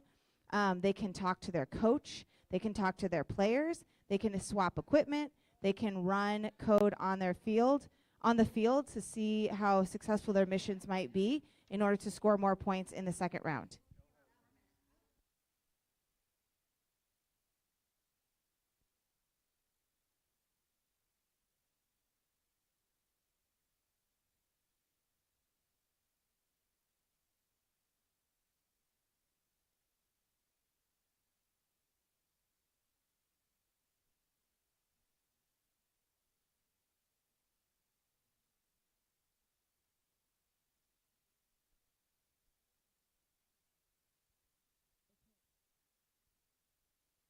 All right, Painted Hills Middle School accomplished that raise the mast that I was just talking about. So I want to look at it one more time. It's number 6, raise the mast. Very challenging mission that requires getting to the ship, first of all, and then some apparatus to lift the mast up and tilt it backwards. So they were able to do that in the nick of time at the very end of their run. Raise the mast. Raise the mast to restore the sunken shipwreck and explore what's inside. But underneath, if the shipwreck's mast is completely raised. We'll talk about that here in just a second. So here's raise the mast. The robot has to mission 6. Get to raise the mast. Raise the mast to restore the sunken shipwreck and explore what's inside. Mast stick up. If the shipwreck's mast is completely so we'll do that raised. one more time here. It's in the middle of the game board. It's not hard to get there. Mission but it is hard 6. to finagle your way Raise the around, mast. to be front on, raise the mast to restore the sunken shipwreck and now, explore what's inside. About raising inside. that mast is that it's quite heavy. If the shipwreck's mast is completely raised. Side that you're trying to raise it from, the crow's nest. Mission it's 6. Quite heavy. Raise so the mast. Raise the mast to restore the sunken shipwreck and explore what's inside. The robot's if the shipwreck's mast is completely raised. Equipment to get that mast up with the leverage that it requires. So that's raise the mast. Now, 6. number 7. Raise the mast. The Painted Hills Middle School Kraken's has treasure. not attempted number 7 Retrieve the so chest far. from the shipwreck to But recover a piece of our history. Is called Kraken's treasure. If the treasure chest is completely outside the Kraken's nest. Kraken's treasure. Mission now 7. There is Kraken's treasure. That's a mystery. Retrieve the chest from the shipwreck to recover a piece of our history. Octopus, right? If the treasure chest is completely outside the Kraken's nest. Yeah, okay. So, and you can see here, Lego is really creative in that way. Mission You 7. can see Kraken's the back treasure. of the ship. Retrieve the chest from the shipwreck to recover a piece of our history. So to get Kraken's if treasure, the treasure chest is completely outside the Kraken's nest. First, you need to raise the mast, get that thing out of the way. Then you need to Mission 7. raise Kraken's treasure. Retrieve the chest from the shipwreck to recover a piece of our history. Treasure chest. If the treasure chest is completely outside the Not with Kraken's your nest. fingers, of course, not with your fingers. This is a demo. And you know, when we look at Mission these demo 7, models Kraken's on treasure. the screen, Retrieve the this is just chest how from the mission is shipwreck to accomplished. recover We a don't piece of our show history. The If the treasure equipment that would chest be is needed, completely that would outside be the Kraken's giving nest. the answer away. So we show how you get the points, but it's up to the Mission students 7, to be Kraken's creative, treasure. engineers, Retrieve the chest from the develop shipwreck to recover right a piece of our equipment to be history. able to accomplish that task. So If it the always treasure looks chest easy is with our completely hands, outside the with our Kraken's brain nest. and our own supercomputer inside of our body, when it comes to Mission 7, making Kraken's an treasure. autonomous Retrieve robot the chest move from the shipwreck and to do things recover that a piece hands of our can do, history. that's where the competition If the comes treasure in. That's chest what's is tricky. completely So that's outside what the these Kraken's students have nest. been working on for the past 6 months or so. They have about 45 seconds left during this re-strategizing period. We might have a chance to look at one more. Let's see. One we haven't seen yet is, let's look at send the submersible. That's number 10. Send the submersible is number 10. Mission 10. Now this Send over the submersible. mission Sometimes bridges the you need a table. specialized vehicle Actually, to kind of even withstand goes the off the immense table. pressure of the deep. So mission number 10, it's Send not the submersible super to tricky, explore the opposing but it field's is a little hard waters. to get there. So it's way on the side of the table. If your team's It yellow bridges flag is the table, down, you can see the idea behind this mission is if the to submersible lift up is clearly on the closer to the lever opposing field, to put the flag down. That's the flag right there. So that yellow piece comes down. That is the flag. And Mission with 10. that yellow Send flag over down, the submersible. they can get 30 points. Sometimes for you need a very specialized vehicle to challenging withstand the immense Okay, pressure of Painted the Hills deep. now is about to start Send the their submersible second to 4-minute explore run. the This will be opposing last field's 4-minute waters. run for middle school students before we start our high school competition. The judges right now are resetting the board such that it looks exactly as it was after round 1. And students will be able to accomplish more missions and get more points once we're starting. So they're checking with judges, making sure that all of the pieces are in the spot that they were left at the end of round 1. And when the team and judges are ready, they will begin the next 4-minute series for round 2 or run number 2. And we'll see what they can accomplish in this round. Let's see if I can get a close-up view. Here they go. We are starting round 2 right now. Oh, 3, 2, 1, and go. I was a little premature on that go. I think they were testing the ability for the equipment to connect, and they did successfully connect it. So here we go now. The teams are running their missions.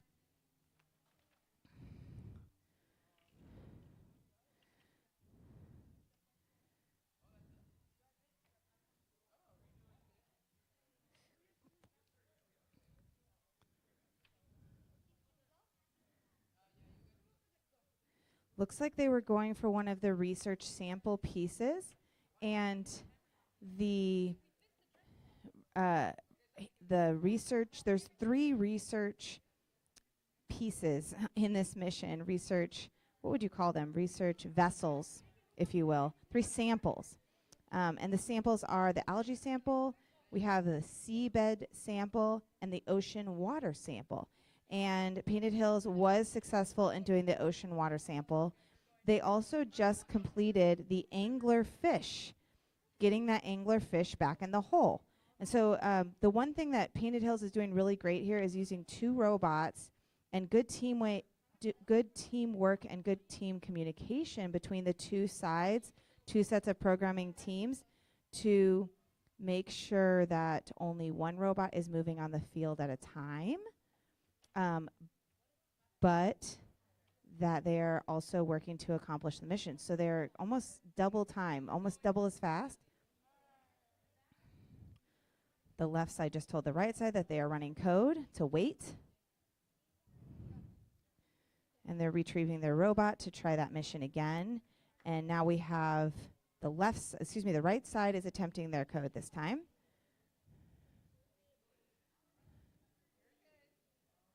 They still have lots of time on the clock. We have about 2 minutes left. Half the time has elapsed. Lots of time.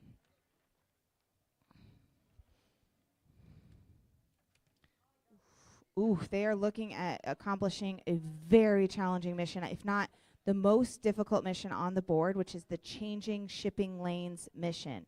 And we'll have Thomas, who's our live stream expert, pull that up here in just a minute once the team is completed.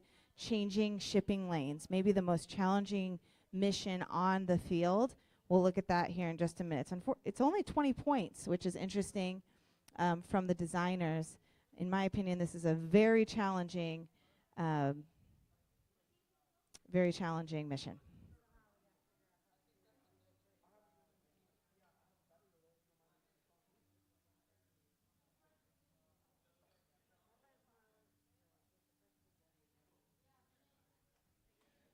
Still looking. They have about a minute left. I can see they're adjusting the code on the fly, adding more, adjusting. Working for the coral bed. Working for the coral bed.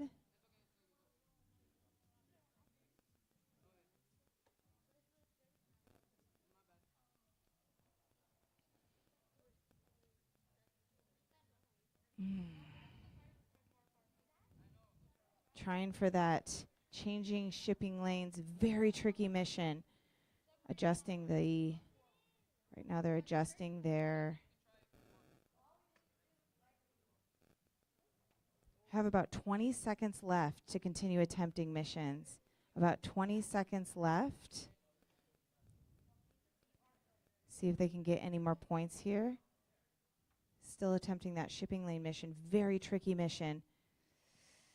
It's for sure that they've gotten it one time. It's for sure that they've gotten it one time. That's the tricky part with FLL and robotics. And time is up. Very good job. Painted Hills Middle School, round of applause. They did very well. The judges are going to tally their scores. And live stream expert Thomas and I will look at that shipping lanes. That's number 13. Let's look at that one. They were not able to complete it this round, but I am sure that during practice at some point they were able to complete this Adjust the mission, cargo so ship's route to safely avoid whale migration and that's paths the tricky by part moving of to robotics. another You can shipping do it lane. 10 times, If the 20 ship times, is in the 30 new shipping times lane, at touching the mat. practice, and it comes to the competition, it just doesn't work. Question 13, That's changing just how shipping that lanes. this game works. Adjust That's the cargo tricky part. ship's route So to changing safely shipping lanes avoid here, whale it says, migration paths by adjust moving the to another cargo shipping ship's lane. route to safely avoid If the ship is whale in the new migration shipping lane, by touching the moving mat. to another shipping lane.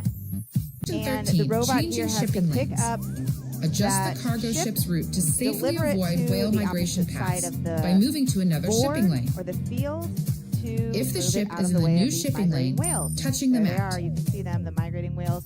Now, I do think that this 13, is changing a true shipping problem in our lanes. oceans with Adjust the shipping cargo ship's route to containers safely avoid and whale whale migration traffic. paths by And moving I've to another actually, shipping lane. Important fact. If the ship I is in think the it's new also the shipping lane, noise. touching the The mat. whales have trouble communicating through Question 13, echolocation changing when shipping ships lanes. are so noisy. Adjust the cargo in ship's their route to migration safely avoid whale migration lanes. paths by moving to So another shipping lane. Shipping lane. If the ship Number is in the 13, new shipping mission lane, number 13, touching the very mat. tricky, and I think also a very tricky problem to Question solve 13, changing in our shipping real lanes. world with Adjust the ocean cargo migration, ship's route to ocean migrating safely whales. avoid whale Okay, migration so paths that wraps by moving up to another shipping our lane. middle school presentation. We If the have ship is in the assistant new coach, shipping or lane, assistant judge touching the Ryan, who's mat. resetting the board here, working very hard. He might be the head coach. We don't know. Head coach Stacy is over here adding up, tallying up all of the scores so we can deliver a winner for you in about 10 minutes. We need about 10 minutes to get all the scores together. And until then, we got DJ Manny in the house breaking it down for us, getting us pumped up. We're ready to hear who's going to win 2025 ETIS Robotics Middle School Championship.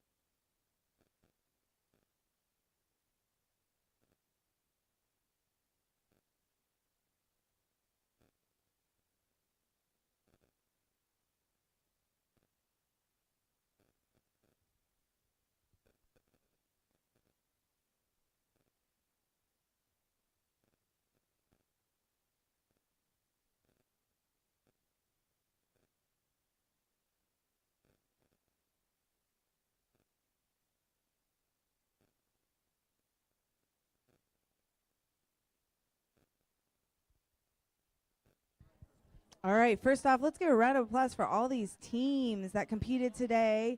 Great job. Yeah, you can clap for yourselves. Round of applause for all the teams.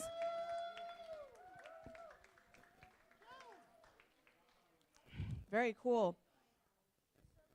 So before we get started on the awards ceremony, I want to give a couple shout outs to a couple of super important people that are here. Miss Dr. Is it Dr. Signoret? I think he's a doctor. Dr. Signoret was here, not here right now, but he was here. And, you know, just a really big supporter of all programs with the ETIS and especially students in the Palm Springs Unified School District. So we'll miss him next year when he does something else with his time. Hopefully he'll still bless his presence once in a while at ETIS. So he was here earlier. We have a principal, Dr. Paris Chica, in the house from Cielo Vista Charter. So she came to support her students, first year for Cielo Vista students. So that was really special that Dr. Paris Chica was able to take time out of her busy day to be here to support them. I have the totals for all of the schools, and I want to give awards. Oh, thank you, Ms. Marcotte, you remind me. So we had a promotional gift for all the students. It is this cool little bookmark that allows students, if you read 5 books, you can get a free meal from Red Robin to take your family. So we're going to give each kid a few of them.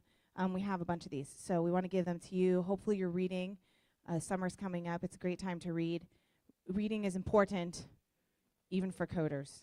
Even for coders, reading is important. So read 5 books, get a teacher's signature, and then go get some free food. Get a milkshake or fries or something. Yum. All right, so that's we'll give those to you on the way out for all players, middle school and high school. High school kids read too, right? That's right, they do. Yes, high school kids read too. Okay, so those are for you. We'll give them on the way out. And it looks like we're moving. We're going to have our awards right over here. It's a little bit better space for photos, for a photo op for the teams.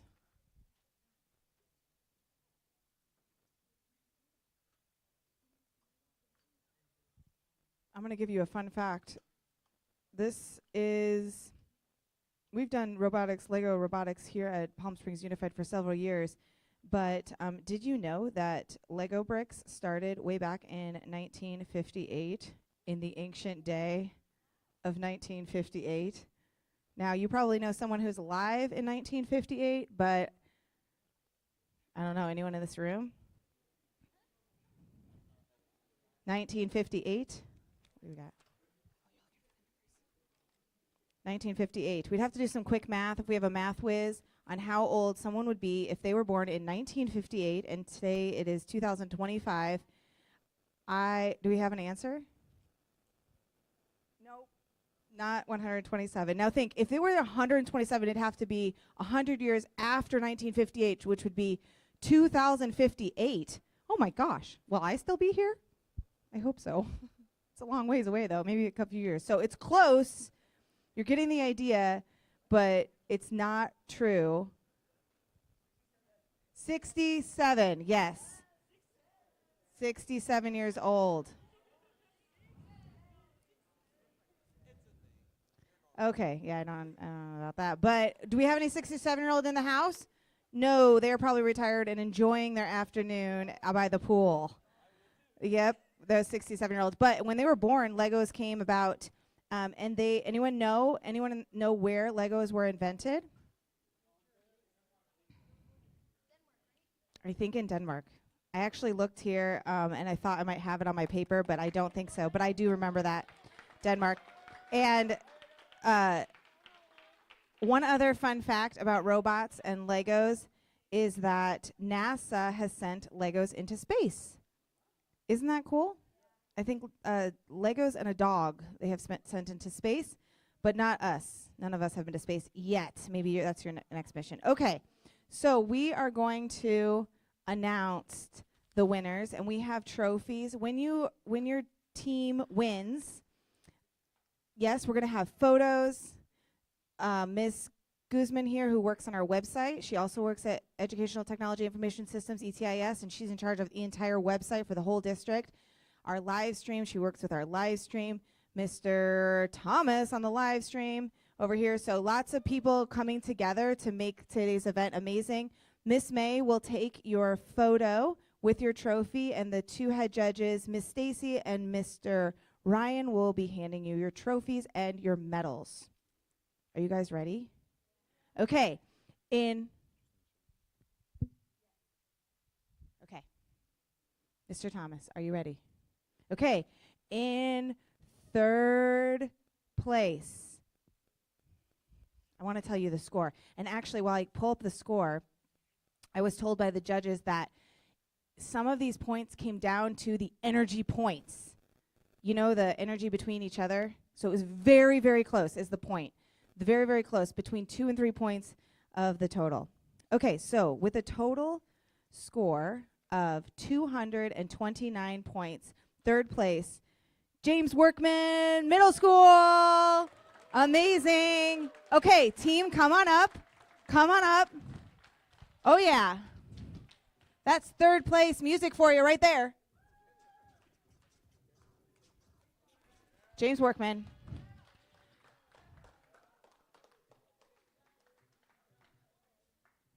Third place, James Workman Middle School. And these players here.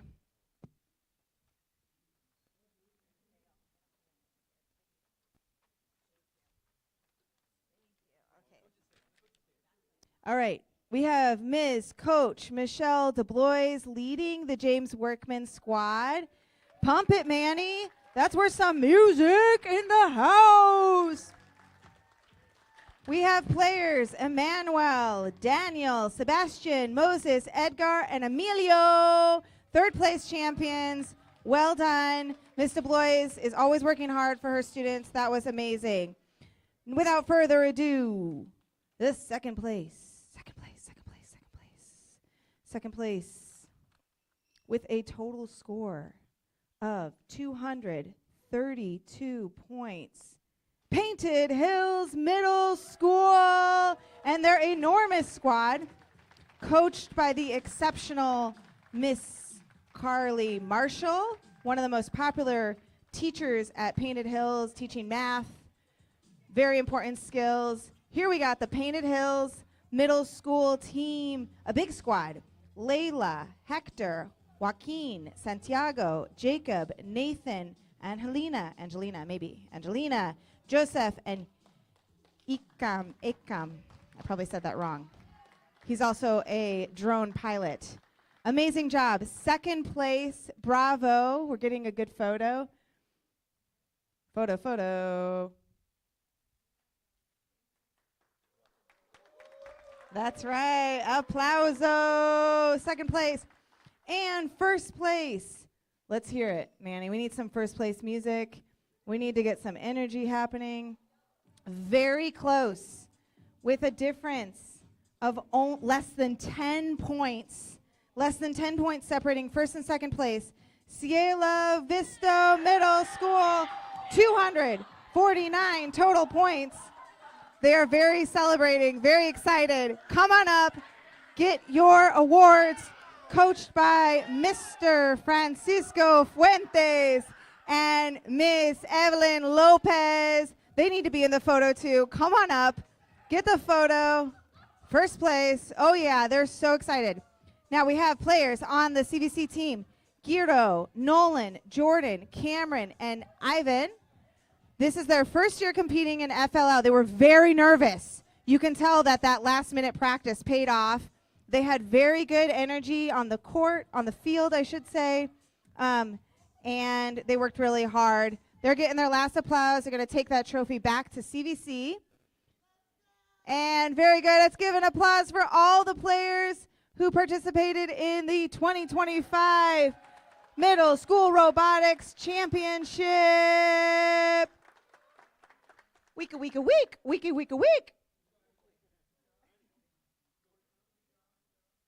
Great job. Awesome. Well done, all the players who participated in this year's first LEGO League Robotics Championship. Next year, we will be back. And if you are a graduating 8th grader heading to high school, that's where we're headed. We have our high school teams in the house. We have right now Desert Hot Springs High School and Palm Springs High School ready to begin their series of competitions. Middle school students will soon be boarding the buses, so you can gather your equipment. Do not leave any of your Legos, any chargers, any of your swag, your trophies, your awards. Don't forget your bookmark on the way out with Ms. Murtica. We call her the team, Miss Robinson, Miss Robinson, name change. We call her our team mom. She's in charge of all the stuffs. Very important lady here. So, if anyone is missing headphones or earbuds, please come up to me and let me know. Check your equipment. Make sure you have everything that you came with. If you're missing anything, if anything is missing, if you're missing a pair of headphones or anything else, just please double check to see if you are missing your headphones. We found a pair of headphones. Thank you for being honest. Somebody who found them. Please double check to make sure you are not missing your headphones. And let me know. Great work. Middle school teams, you're gathering up your equipment. Your bus should be here out in the front.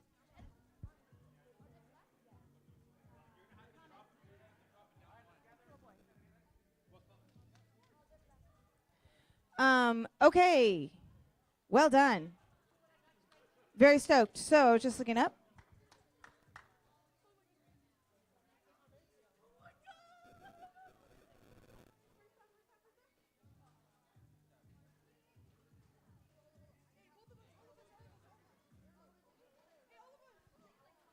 To get you excited about next year, we will be doing First Lego League again, and the theme next year is Unearthed. Unearthed is the Lego League theme of next year.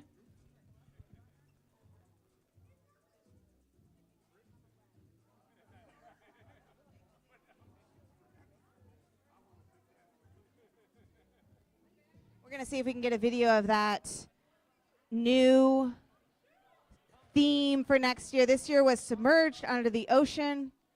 Next year we have the theme called Unearthed,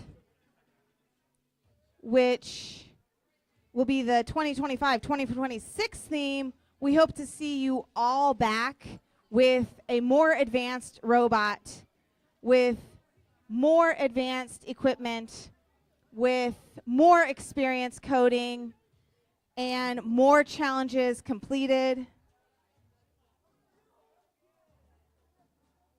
okay, take your time, take your time. Unearthed is the next Lego League theme. Remember that your gracious professionalism, your sportsmanship does not end at the door. You are leaders for your school.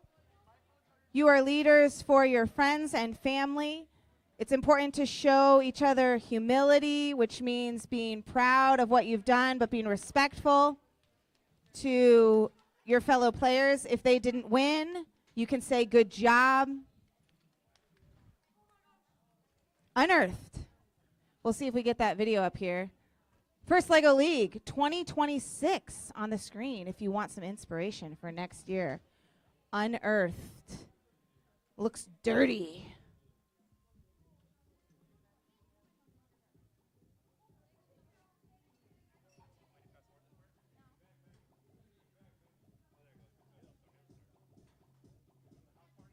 There's the mat. Ooh.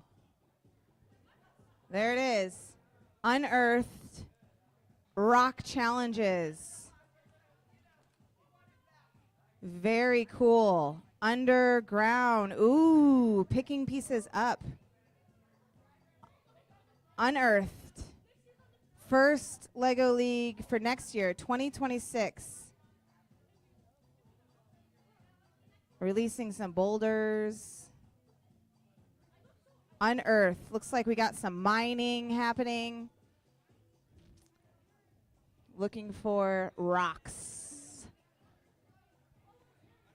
Get down and dirty with Unearthed 2026 Lego equipment.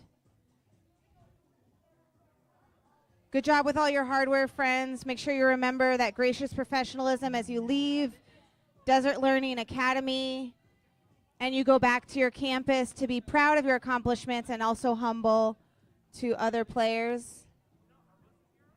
Yes, I think they are. I think it is.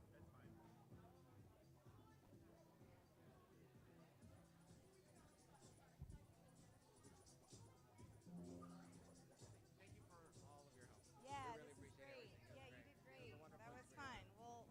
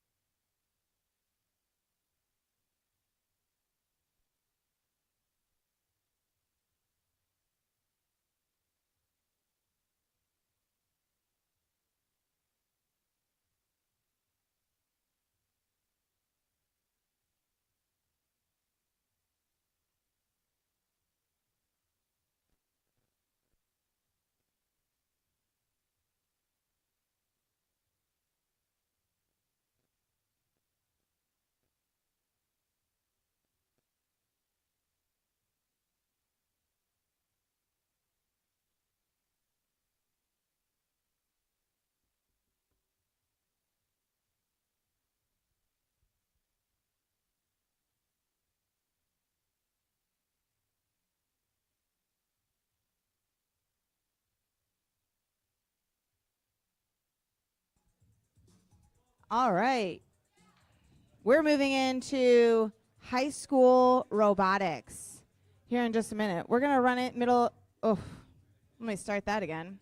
We're going to begin high school robotics here shortly. We are right on time.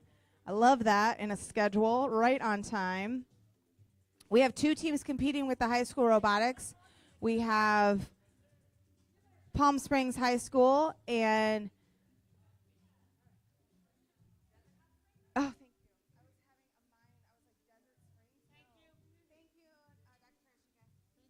Desert Hot Springs High School is our second team. These guys, Desert Hot Springs High School comes up from far away. They come from Desert Hot Springs, which is about 30 minutes up. And they have two amazing coders on their squad here.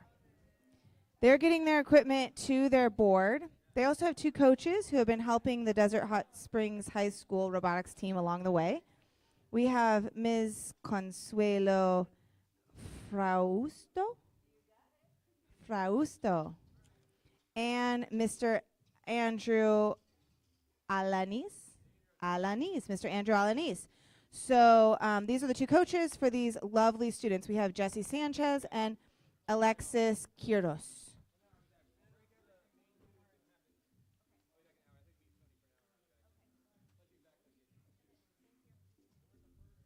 All right. So as the Desert Hot Springs High team is getting prepared with the judges, just to remind all the viewers out there on the live stream a couple of the very basic rules. Teams can have up to 2 robots on the field, but only one moving on the mat at a time. So that means while one robot is moving on the mat, or I like to think of it as swimming in the water, since we're in this submerged theme, the other robot can be in the home area prepping to run. The programmers can code while they're waiting. They can also do an equipment swap and change out the equipment on the robot itself during that time. So similar to the middle school challenges, the programmers will have 4 minutes to earn as many points as they can by accomplishing the missions on the board. And as they attempt to accomplish missions, the judges will ensure that the missions are completed successfully and that the missions are set up correctly. Also similar to the middle school championship, the coders or programmers can pick up their robot at any time if it gets stuck out on the field and they want to restart the code. Part of coding is trial and error. So just like in the real world for coders on the job site, there's a lot of trial and error, and these coders will also experience that trial and error as they compete with their robot in the submerged missions. As a reminder, there are 13 missions total for this submerged theme. Some of these missions have multiple parts that players can attempt to score on. So we're going to get started here in just a minute.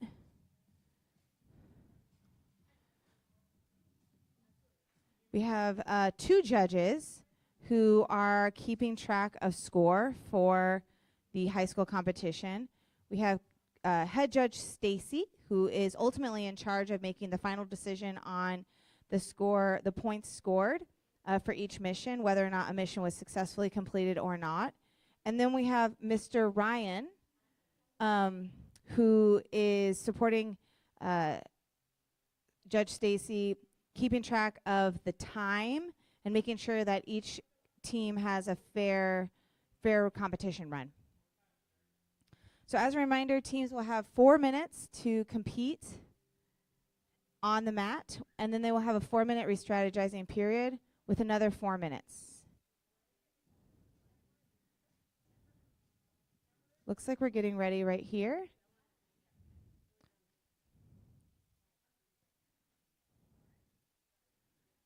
And on mark, set, go. The coders are running their missions.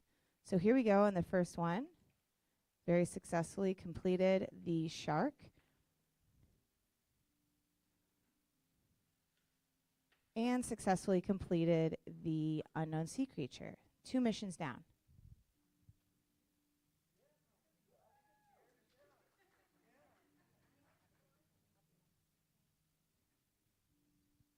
All right, they're moving the samples out from the space. That's more points. Well done.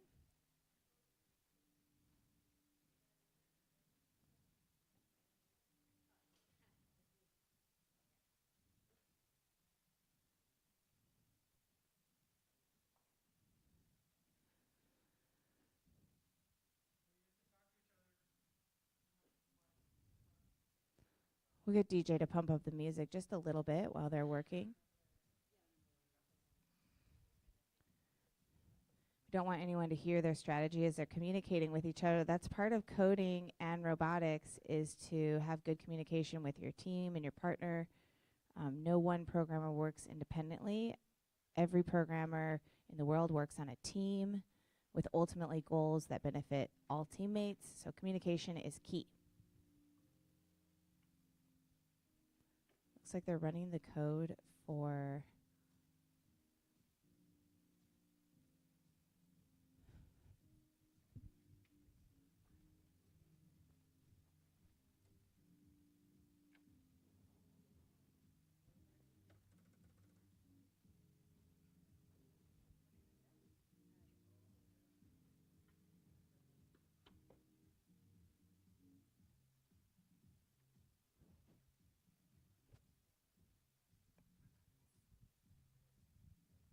They have about 2 minutes left on the board before they'll have a re-strategizing period with the ability to make new code.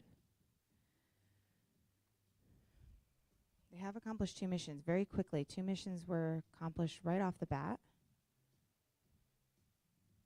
They have 2 very sophisticated robots. Looks like one robot with a sweeper, ramp-like movement to launch different pieces of the robot game board up. Looks like right now he's working on Raise the Mast, which is a very tricky mission.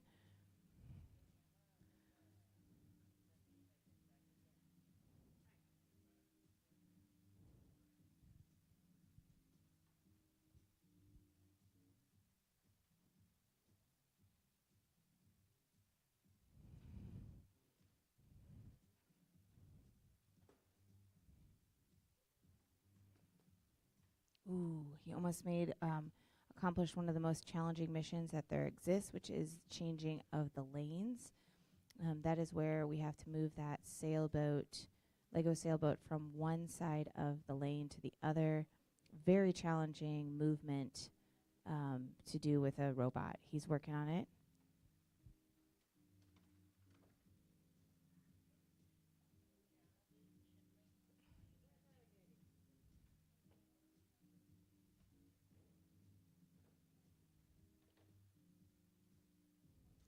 Interesting part is that the programmers are programming on the fly to kind of adjust what they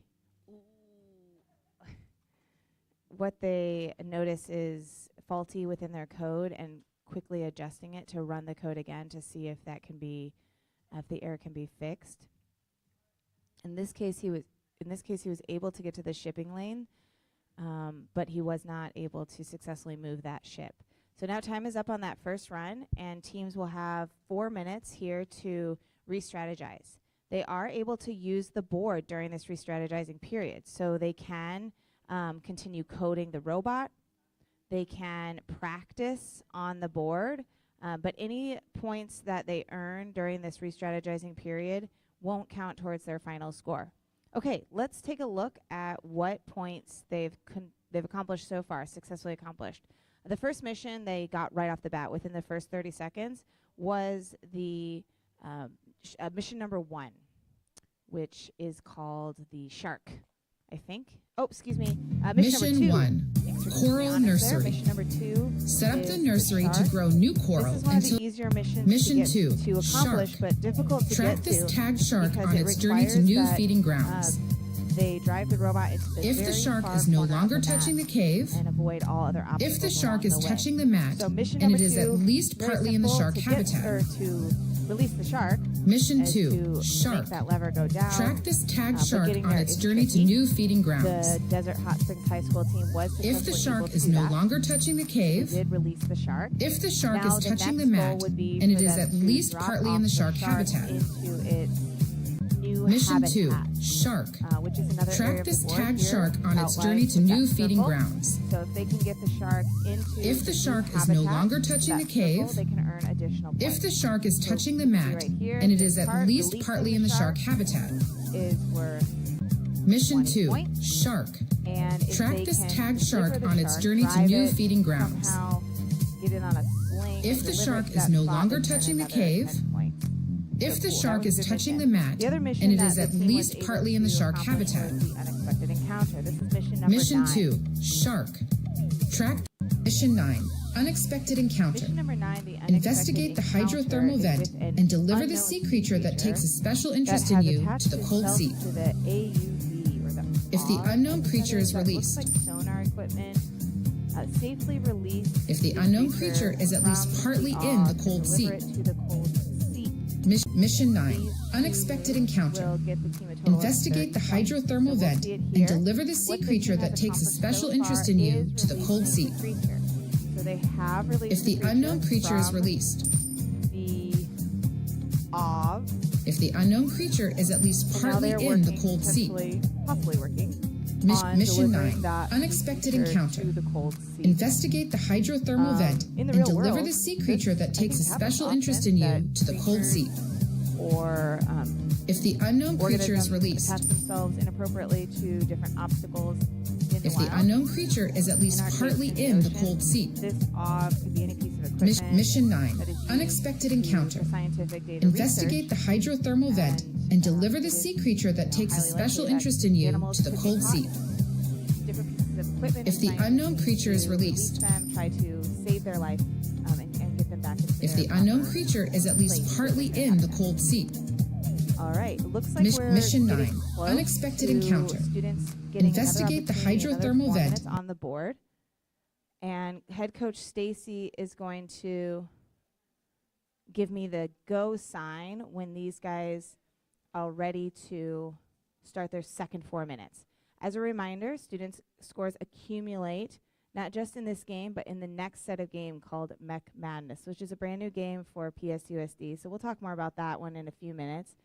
But this score combined with the first round score will accumulate into a total score. That's what the judges are working on right now. So they're making sure that the board looks as exactly as it did after round 1, or the first run that the students worked on, setting it up exactly like that, making sure students remember the rules, and they're off. They're going to start the next set of 4 minutes where students can program to see if they can accomplish more points. So we have these two programmers here. Again, their names are Jesse and Alexis, working together.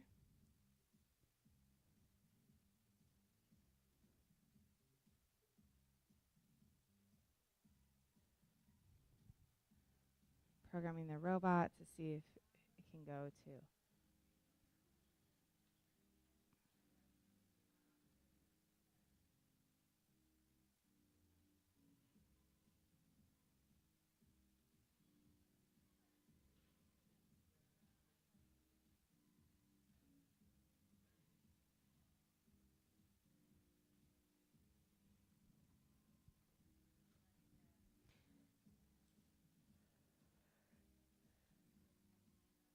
out of the total 14 different missions that are available for FLL players, some of these missions require multiple moves. Some have 2 parts to them to earn the total point score. So,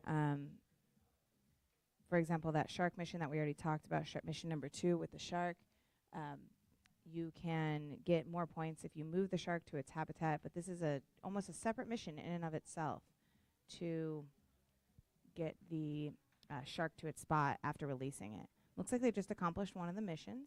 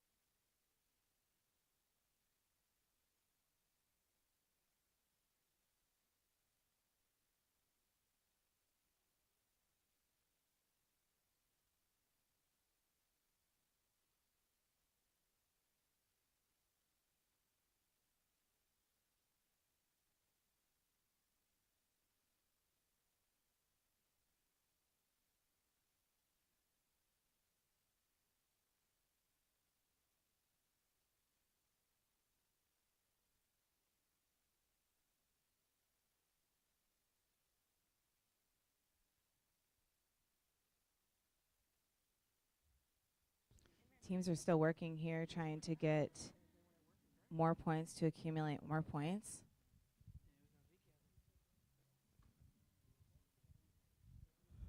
Oh, they're working on one of the missions that we have seen very few teams attempt, which is the submersible. And they're working on this coral mission. They still have time, but a minute left. Oof, very, very close.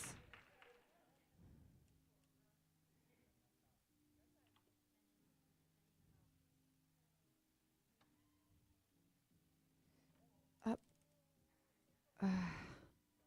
So close, just like a little overshooting his position. Here he goes.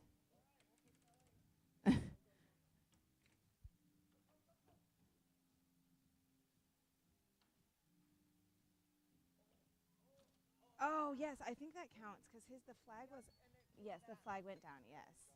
Very good, yes. So, yep.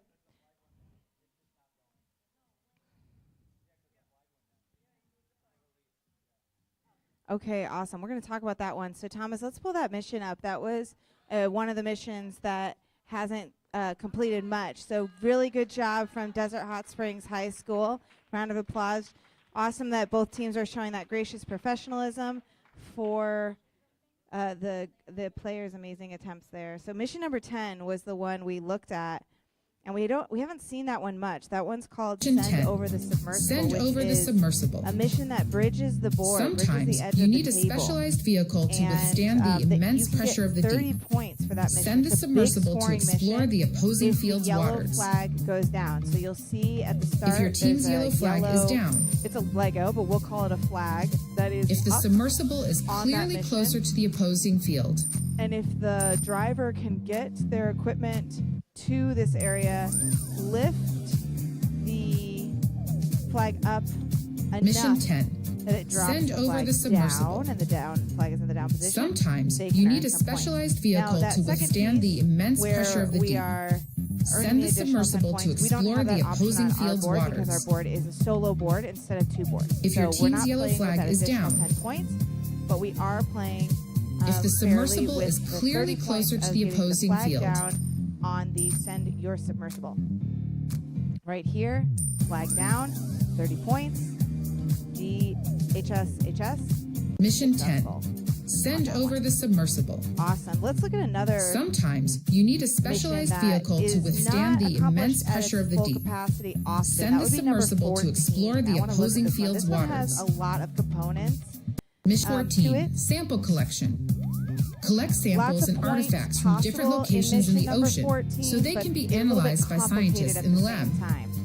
While we're pulling if up the water sample is completely outside the water sample area, Robotics Squad will if the seabed sample is no longer touching the where they're going seabed, to compete next, if the plankton sample is no longer touching the kelp forest, for if a piece of the trident is no longer touching the shipwreck, Hot Springs High School squad, and now Palm Springs bonus. is coming over with their If both coders pieces are no longer touching the check their shipwreck, equipment and look at if their equipment fits into one of those quadrants. Mission So here we 14, go. sample This collection. is mission number 14. on Collect the screen. samples Very and artifacts from complicated different mission, many locations parts. in the We ocean have so they different can be samples analyzed and by artifacts scientists from in the around lab. the ocean that need to be analyzed If the by water scientists. sample is completely There outside are the 4 water total. sample area, We have the water sample here on if the the screen. seabed If the sample water is sample no is longer moved touching from the its water seabed, sample position, you get if 5 the plankton points. sample So is no simply longer moving touching it the kelp off of the forest, circle earns you 5 points.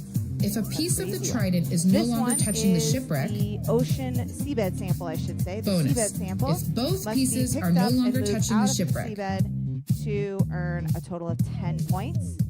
Mission We 14, also have sample the collection. plankton sample. Collect the one in the samples and green artifacts box from on the different tank. locations in the If that ocean plankton so is they no can be longer touching analyzed the by kelp scientists forest, in the lab. Teams will get 10 points for that. If the water sample is completely lastly, outside the water sample area, We have the trident. if the and seabed sample shipwreck. is It's a no longer very touching the tricky one, that seabed, trident and the shipwreck. if the is plankton two sample is no pieces longer that touching are the kelp independent of one forest, another. If a piece of the trident is no longer touching if a the piece shipwreck, of the 20 trident points. is no If longer both touching the pieces are shipwreck, out, 10 extra points. bonus. See in the screen, it If says the both kelp pieces forest. are no longer touching the You need the shipwreck, kelp forest area. There's the trident, that very tricky one. Mission That's 20 14, points right sample there, collection. But if you can successfully get both pieces pieces out. Total 30 points. All right, here we go. Now we are looking at Palm Springs High School, and they're going.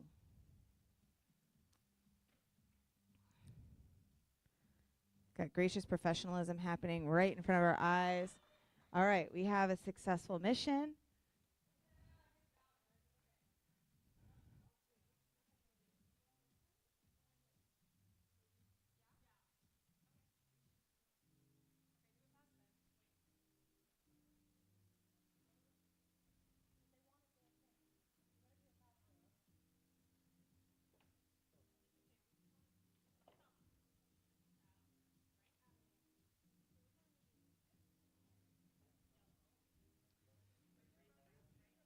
These programmers have 2 robots as well, just like Desert Hot Springs High School has 2 robots. Different attachments and different abilities of the robot.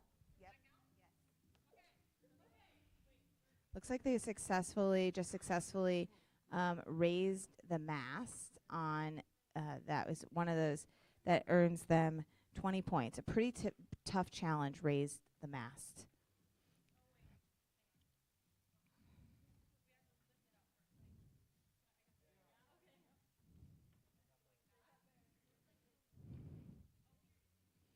This is a very big squad and a veteran squad. The Palm Springs High School squad has competed several times with their coach.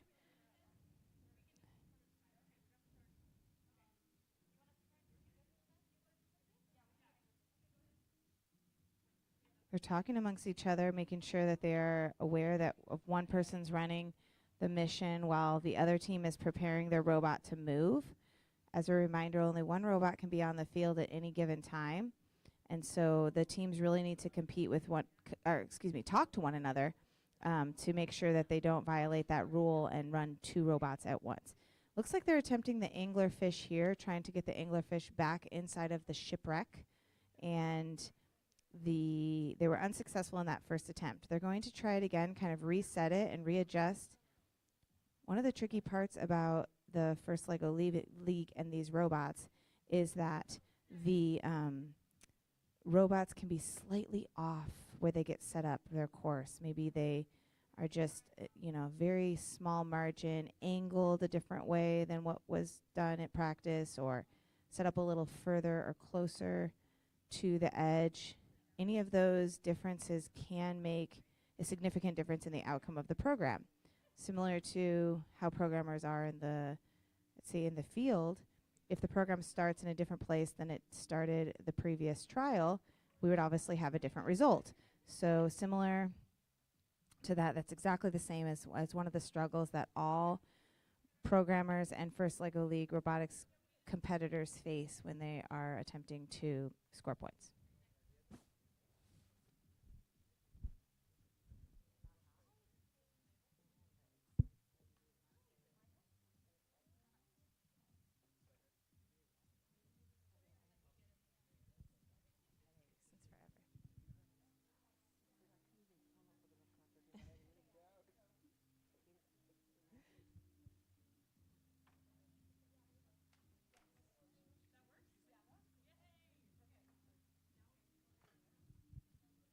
All right, another successful mission from Palm Springs High School.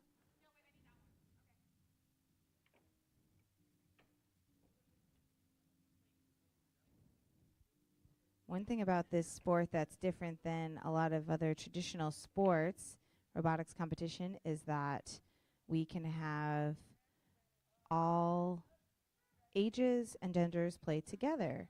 So the skills that might be more beneficial for any specific student can really just be blended nicely on a team of robotics champions. So it looks like now we're done with the 4-minute run. So the judges are accumulating currently what total score they have so far. And now on the field, they're communicating with a 4 minutes of re-strategizing period where they can look at the board, they can practice on the board, they can talk to one another, practice code, write new code, and attempt missions. Any missions that they successfully accomplish during this 4-minute re-strategizing period does not count in their total score. And so they'll have to successfully recreate the mission again once the time restarts. So right now they're just re-strategizing. It looks like the team on the left-hand side of the board is trying to lift the coral tree onto its post without knocking down the coral. So since we have the score sheet up, we can look at some of the challenges that were successfully completed. We talked about number 14 with those samples. Looks like the students have gotten half of the samples released. So that was mission number 14 with those samples. We already saw that one. Another one that the team completed was raise the mast. Raise the mast is number 6. That's a good one to look at. This is a shipwreck. Mission 6. You want to raise the mast. Raise the mast. Raise the mast to restore the sunken shipwreck and explore what's inside. Raised, 30 points. If the shipwreck's mast is completely raised. Palm Springs High School squad has successfully completed this one during their first run. So they raise the mast. Raise the mast to restore the sunken shipwreck and explore what's inside.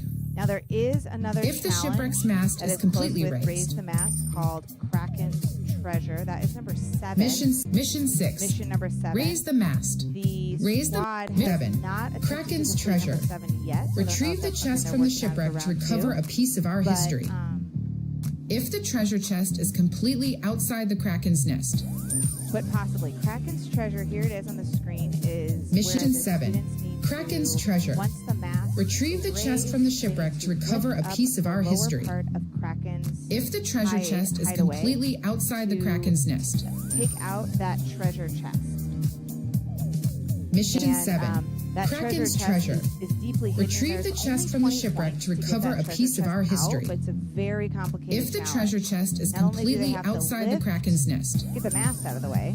But then they have to lift Kraken's tentacles Mission 7. out of Kraken's the way Treasure. in order to reveal retrieve the chest from the shipwreck to recover a piece of our history.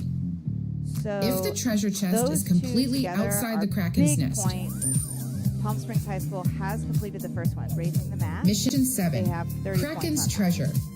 Retrieve the chest from the shipwreck to recover a piece of our history. Was the anglerfish. Let's look if at the that treasure one. chest 5, is completely outside the Kraken's nest. The anglerfish. Mission 5. Anglerfish. One of those scare the anglerfish back into its home within the sunken shipwreck. On his head. If the anglerfish is latched within the shipwreck. I think if I'm remembering fun biology facts, the fish is blind. Mission 5. Anglerfish. Scare the anglerfish back into its home within the sunken shipwreck. But in our case, we're going to help it navigate itself back if the anglerfish is latched within the shipwreck. Where it lives, in order to get the Mission 5. anglerfish back in. Scare the anglerfish back into its home within the sunken shipwreck. Programmers will attempt to knock if the anglerfish is latched within the shipwreck. To knock the fish back into its Mission 5. Anglerfish. Shipwreck. Scare the anglerfish back into its home within the sunken shipwreck. They can earn 30 points. They might have if the accomplished that one anglerfish is during round latched 2. within the shipwreck. Judges, but I know that they either attempted this anglerfish and were successful. Mission 5. Or anglerfish. Attempted scare the anglerfish or are working on it still. So 30 points for that one. Okay, here we go. So we're about to get started on our last run with the Palm Springs High School squad. They're double checking right now.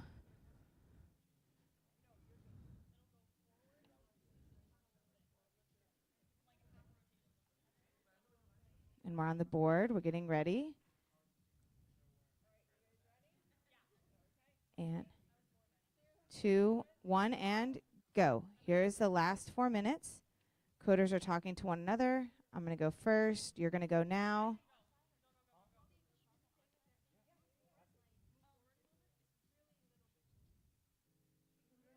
They're going to attempt to get the shark into its deep encounter or into its habitat, which is right in front of the sunken ship.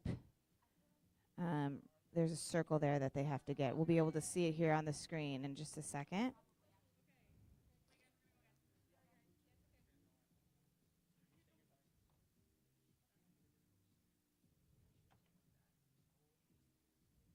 Here we go. So he looks in.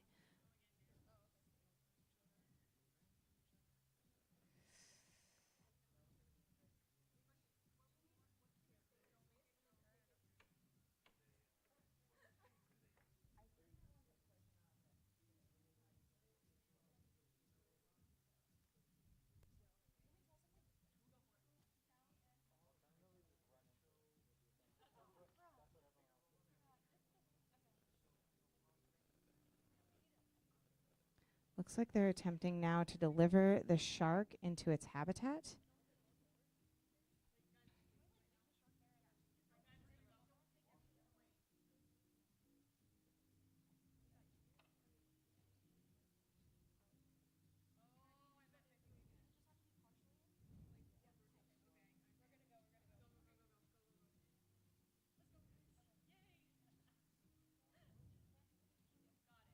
They have about 2 minutes and 15 seconds left to continue accomplishing missions. They're at a little bit of a stuck point here. Let's see if the judges concur. Yes. Okay, so they have successfully delivered the shark that they released earlier into its encounter. That is worth an additional 10 points. So they did successfully complete that. They're still working on the coral tree, the coral buds.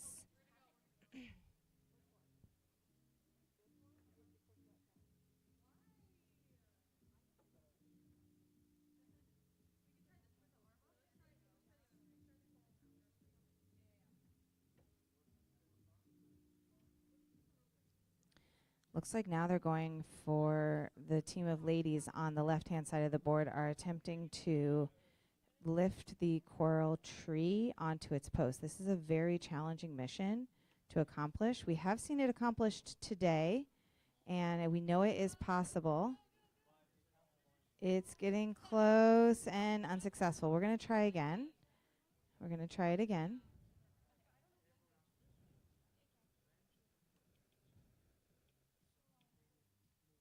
He's going to run that code again. See if it will lift it. Ooh, very challenging. Oh, they're so close with that coral tree. They have about 45 seconds left on the clock to continue running code. Going to attempt another time with this coral tree. It's worth a lot of points, so it's worth the energy, but it is tricky. There's no doubt about it.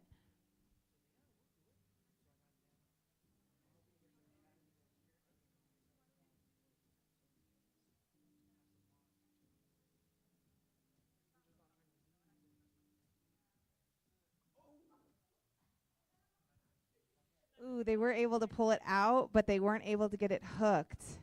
Very tricky. They're going to run another one over here.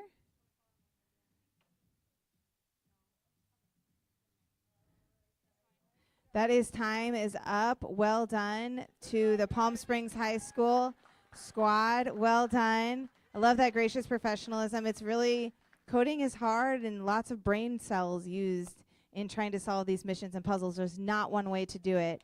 Now the judges are going to deliberate and tally up all of the scores while we transition our equipment and our live feed over to our next robotic game that these two squads will compete in.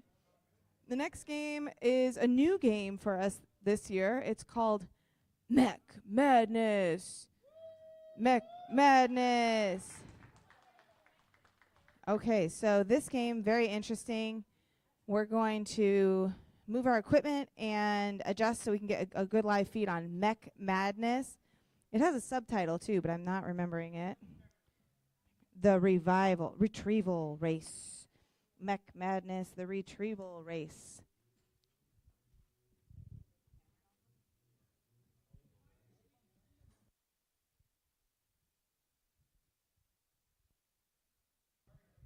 Let's give a round of applause for our amazing judges. They've been out here all day long judging squads, making sure that the competition is fair and fun, and they're encouraging teams along the way, really giving them some good energy.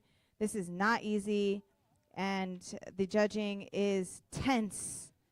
These guys deserve a round of applause. I think one person clapped for you, but that's probably all you deserve. Just one clap. Just kidding. No, the judges deserve lots.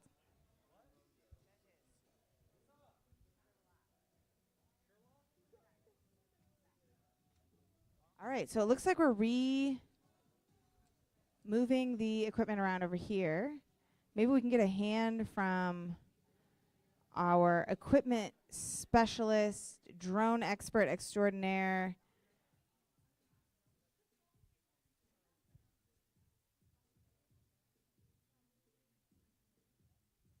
Eric in the house. Yes, one of our Desert Learning Academy professors.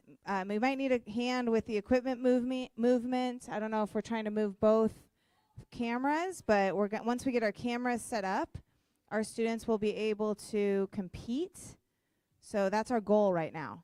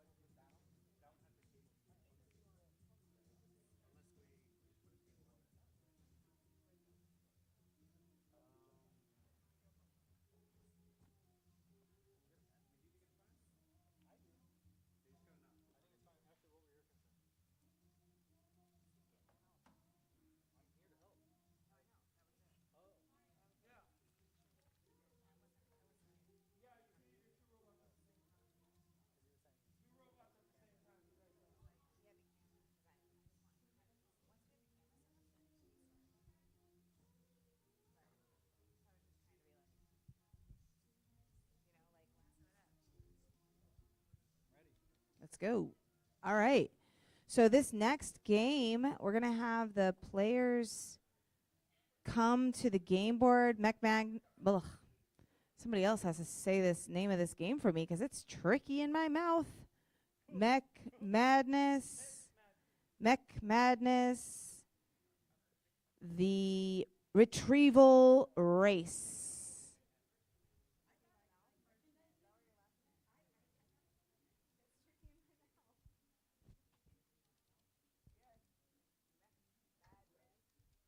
All right, so I'm going to hand the mic over to our head judge for the Mech Madness game, Mr. Mario Mendez, who will give us a lowdown of the rules for this new game so that we're all in the know. Hello, everyone. My name is Mario Mendez. I do the secondary. Thank you. I do the secondary robotics, high school, esports, all that good stuff. So this game here is the Mech Madness retrieval race. It's the first time we have this game ever. So it's going to be a lot of fun because we're going to learn a lot today. So the name of the game is each team, we have 2 squads. Each team has 2 robots. They're going to be on one corner, diagonally in the other corner. Vice versa for the other team. The goal is they're going to have 5 minutes to get as many ping pong balls in either of their goals. And at the end of the 5 minutes, we have these little styrofoam things. We're going to cap it up, and we're going to count all of the ping pong balls in your 2 corners. The white ping pong balls are worth 3 points. The golden/orange ones are 10 points each. There's a total of 50 ping pong balls and 40 white, 10 of the golden ones. Teams are allowed to steal from each other, are allowed to run into each other, are allowed to break each other's robot to robot, okay? You're allowed to do all that good stuff. All we're going to count is what you have at the end of the time. So you can have them all, and at the very last 3 seconds, lose them all at the same time, okay? The score, after 3 rounds here, we're going to add it up to your score on the Legos, and whoever has the highest score wins. Any questions, comments, concerns, regrets? Yeah. Yes.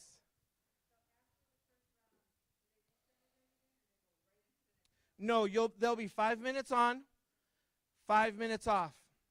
After the 5, if you guys need less time, then we'll go ahead and just start if you guys are ready, both squads. Any other questions? We can play battle music if you'd like, DJ, or you can change up the tune to whatever you like. Some Linkin Park, whatever. All right, teams, if you come on up. Bring whatever you have. Blue team, which will be Desert Hot Springs, is blue team. We're going to put you here and here. Red team, which will be Palm Springs High, will be here and there. Okay?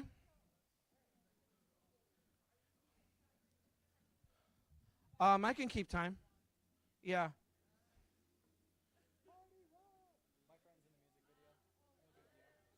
Yes. Thomas, if you can add 5 minutes to the clock, can you give me a countdown or should I count it down? Okay.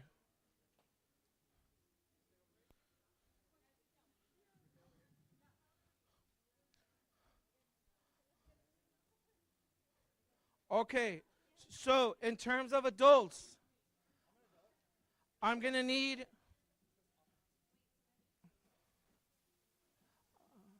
I need 4 adults at the end of the 5 minutes to do something like this. Every corner has one of these. I need the adults to, boom, lock in whatever's here, okay? Any which way. So, Ashley, if you could do that corner, please. And then we'll get somebody there. Okay, I can do this one. Okay. Yeah. What do you mean? Yeah, if your robot gets stuck, grab it, take it back home, just like we did in the Lego game. Okay?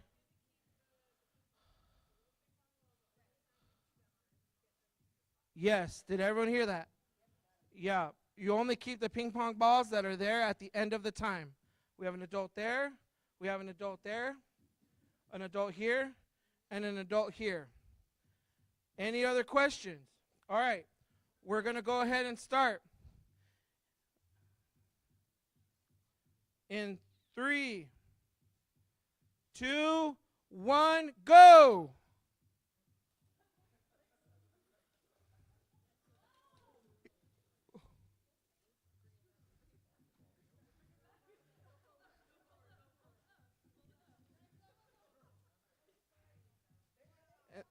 There you go, there you go. If you have to pick up your cart, pick it up, but you lose those ping pong balls. It's up to you. There we go. Jump in there, jump in there. Jump in there. If you need to grab it, you can grab it. If you don't need to grab it,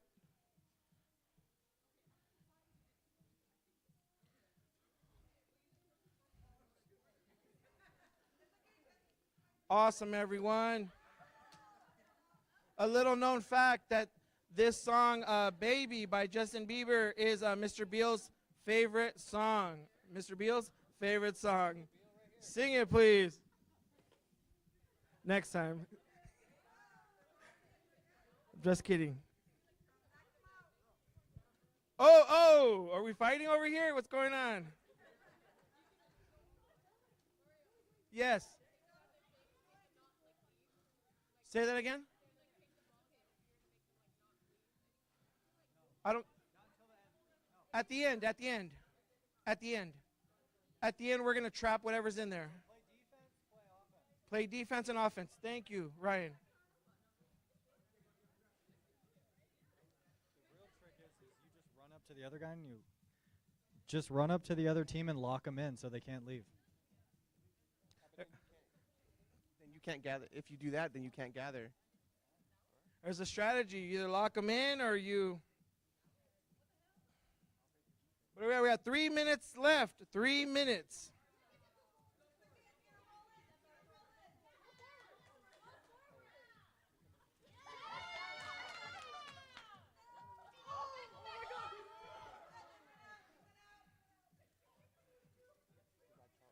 Grab them and just throw them in.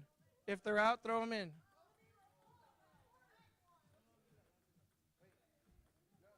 Just throw it in. There you go. Yeah, we'll keep it. If it's on the line, you can keep it. Remember, you can run into each other.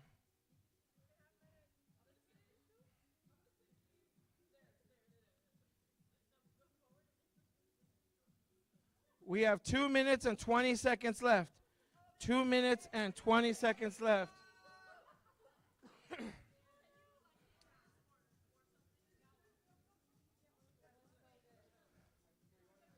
There you go, there you go. There you go. 3 rounds.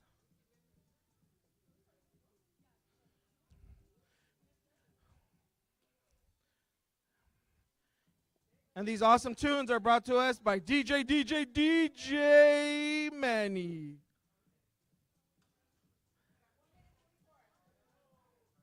W- 1 minute and 40 seconds left.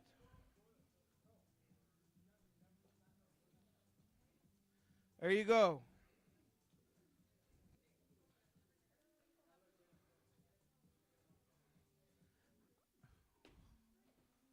I see one strategy is to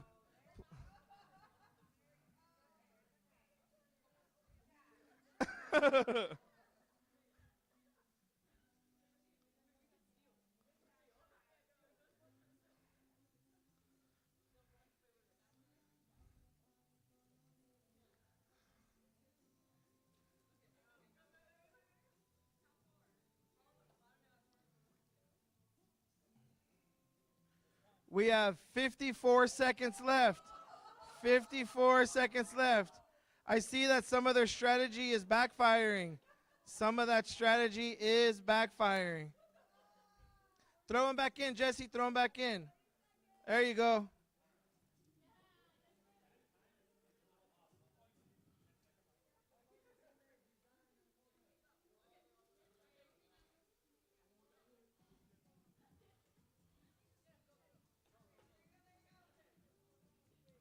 Adults, as we're ready to capture them, that's all. We're almost at the time. 9, 8, 7, 6, 5, 4, 3, 2, 1. Done.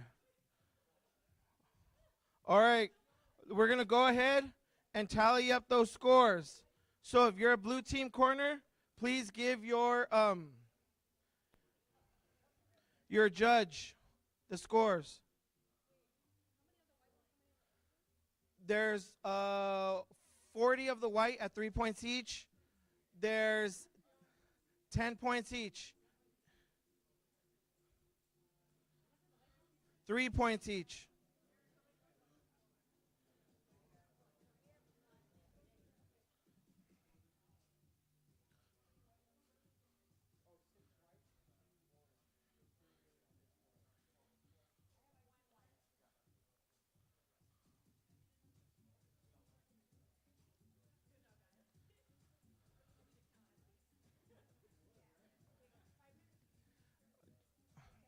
What's our time at? Okay. I'm going to set a 4-minute timer then.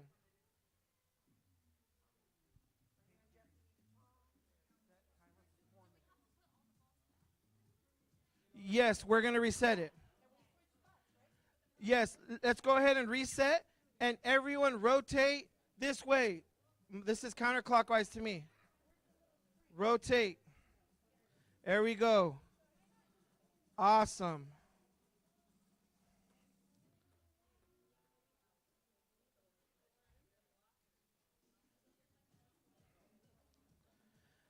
We had every corner go ahead and rotate, see if that changes their strategy or any advantages. Also to make sure if there's any imbalances with the board, everyone gets a chance at it.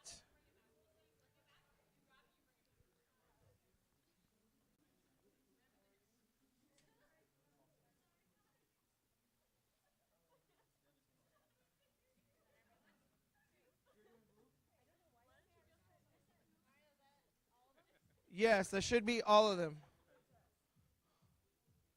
We still have 2 minutes and 50 seconds.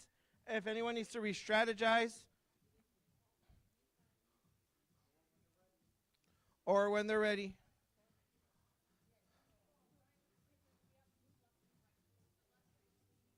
No, you're going to switch next one too. And the next one will be the last one. 3 rounds.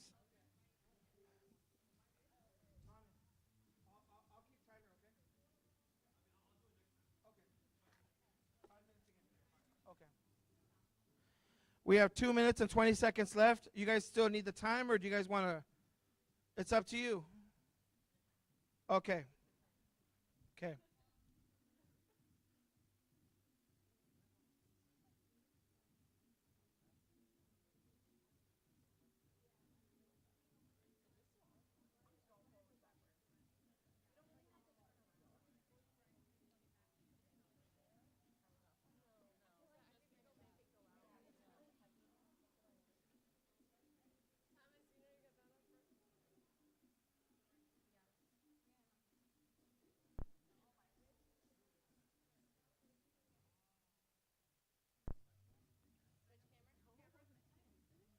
Thomas, if you can please switch cameras.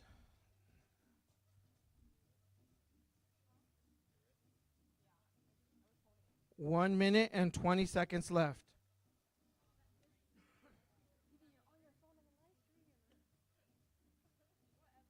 Imagine you can see the screen or the messages.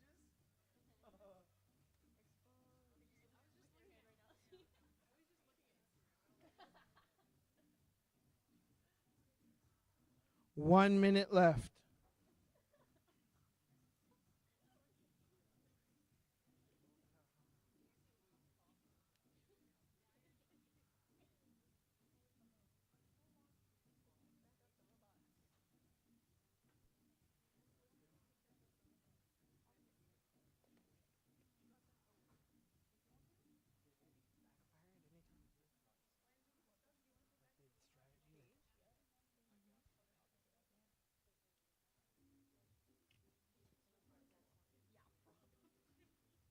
25 seconds left. 25 seconds. Ready, Thomas? Okay, I'll count 12, 11, 10, 9, 8, 7, 6, 5, 4, 3, 2, 1, go! The start of round 2.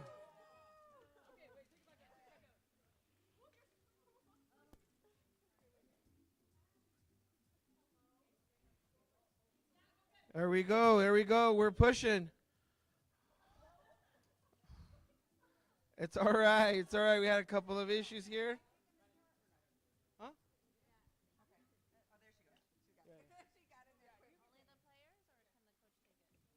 No, players. We'll do players and ETIS staff. Yeah.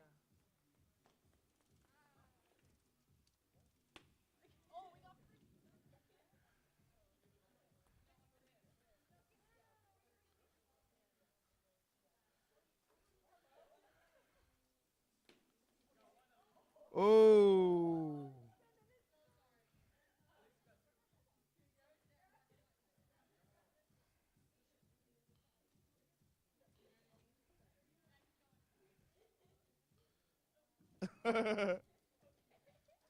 That we have a robot here very insistent on breaking through.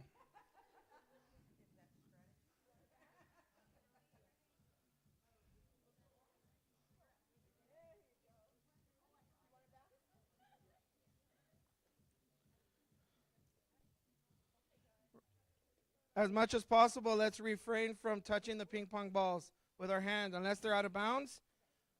You just throw them in, or let some ref or an ETIS representative do it.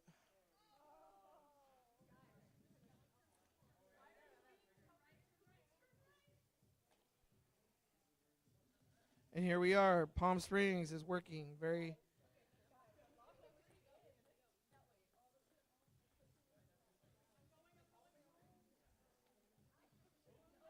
Whoa.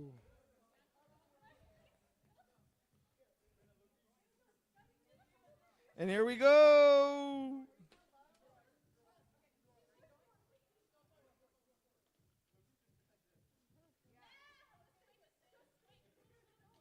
And their strategy is to park the big robot with the fence at their gate. Let's see how Desert Hot Springs responds to that. Their strategy is to block the way in. I think they're going to sit this one out at 2 minutes and 30 seconds left. Let's see if this will pay off for them. But keep in mind that each team has 2 goals. So while you defend one, you leave the other one open. Will this pay off for them? Oh, and they broke through. They broke through. They broke through. Oh, my goodness. Oh, my gatos. They broke through. I can't believe it. I can't believe it. That strategy backfired a little bit. Mr. Beal, can you please grab those ping pong balls and just throw them back into rotation? Thank you. Thank you. Whoa, who broke through? Alexis from Desert Hot Springs High School, which is a freshman. Came in here. I think he's the only freshman here. Awesome. How dare you? You just... He's feeling the music, too.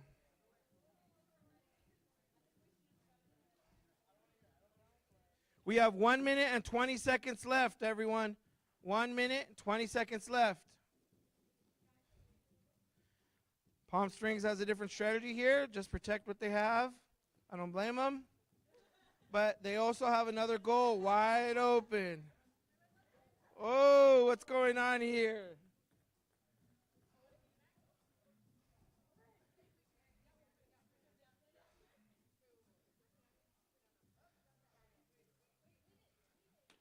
Oh, just missed it. What's going on here?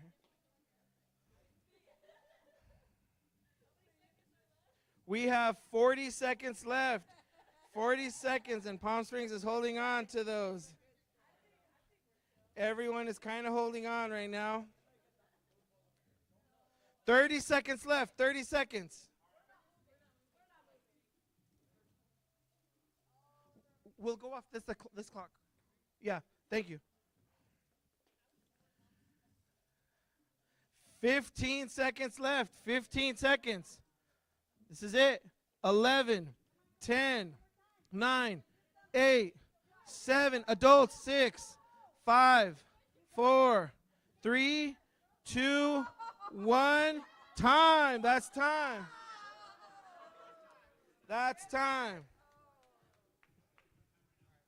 Yes, give me 5 minutes, please. Let's count them up, everyone. Can you cover that one right here? Please. Thank you. All right, judges, let me get out of your way.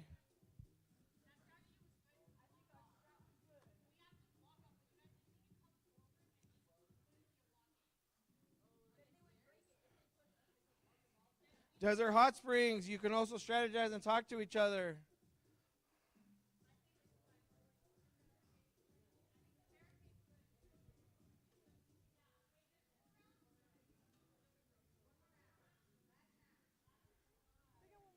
All right, guys, let's do the last rotation. Last rotation this way, my counterclockwise. Just go ahead and throw it in there, Jesse. Last rotation. Every team is rotating. This is our last rotation. You're all doing amazing.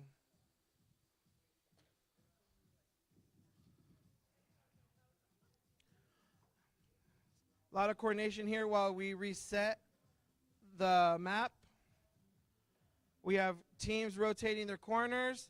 We have all of our judges here helping us gather all the ping pong balls.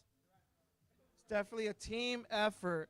Thank you, everyone. Thank you, students, coaches, ETIS staff, everyone.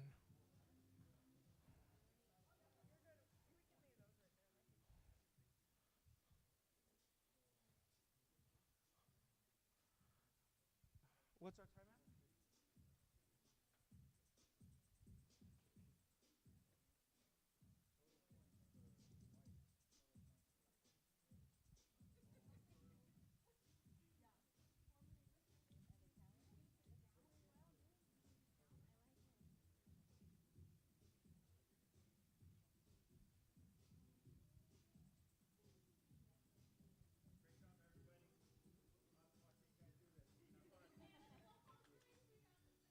Thank you, Mr. Ventura. Thank you. Mr. Ventura, Palm Springs High School principal.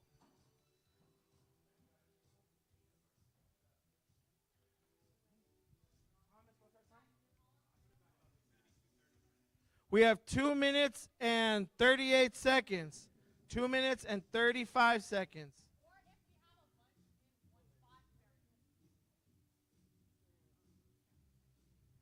Do you guys feel ready to go? Okay, you still got time. You still got time. Sure? Hold on first. Let's everyone vibe to the song real quick. Everyone vibe, please. Thank you. Thank you. That's what we needed. All right. Thomas, can you put a 20-second timer? And we're going to count down. No, I didn't. Now I regret telling everybody. 20 seconds, yeah, please. There it is. We got 20 seconds, and we're going to start. 17, 15, 12, 11, 8, 7, 6, 5, 4, 3, last round, go!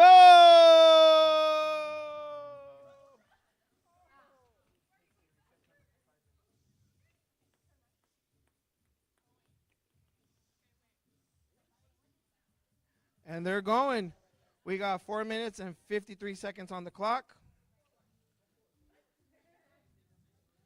And this is our final round, Desert Hot Springs is playing extra aggressively. That's okay. Thank you, Miss Ashley, for your help. Palm Springs is using their cage.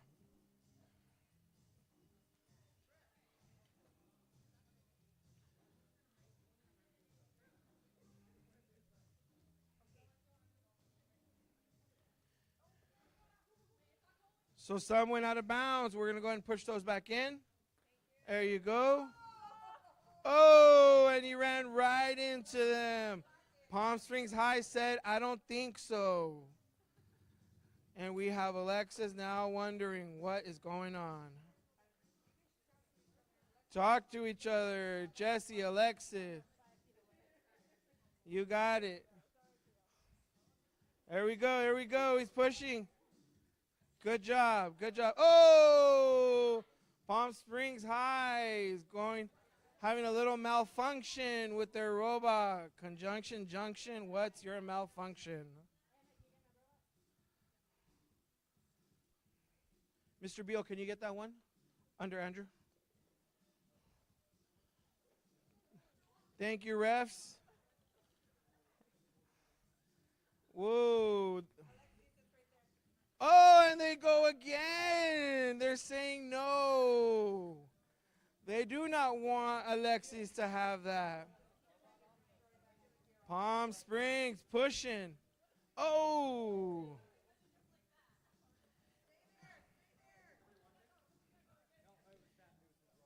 And Palm Springs High decided to get rid of their cage.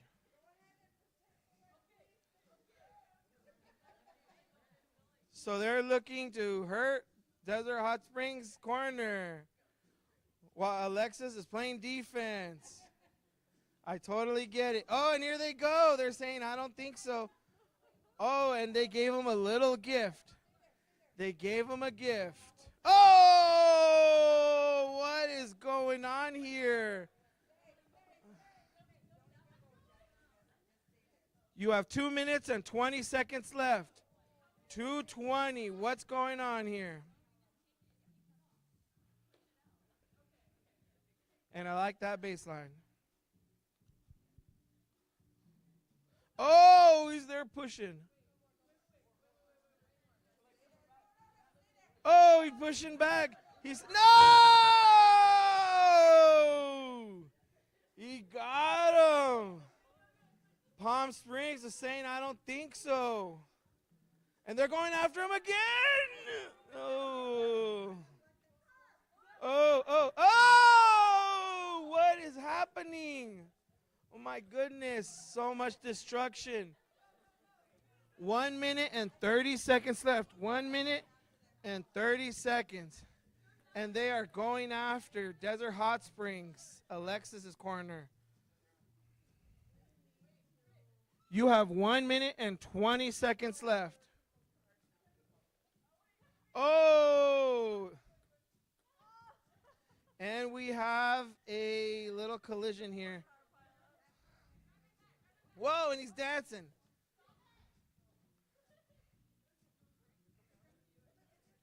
We have 1 minute left, everyone. 1 minute left. 1 minute left.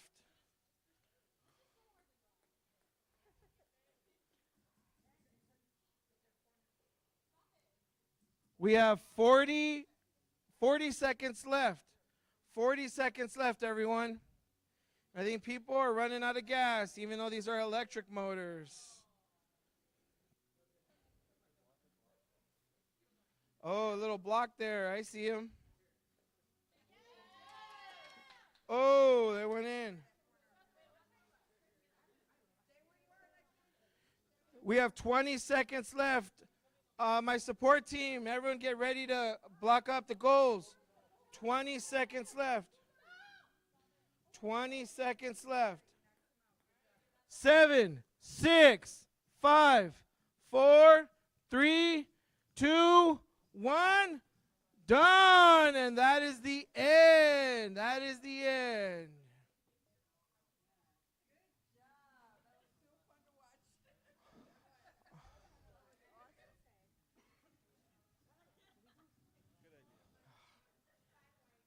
Wow, wow, wow. That was intense, everyone.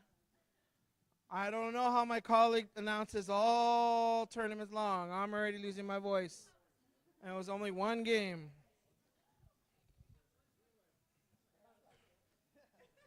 So their score, along with their Lego score combined, will determine first and second place. Everyone should be proud of each other, everyone involved. You all did an amazing job. This is the first time we had this game, and it worked out really well. Thank you, everyone. You made this old man's dream come true. You guys did amazing. Thank you, guys. I love you guys, too. Thank you very much. Oh, no, thank you, though. So we're going to go ahead and tally up the scores, everyone. If everyone will take a seat, and we'll announce the winners shortly.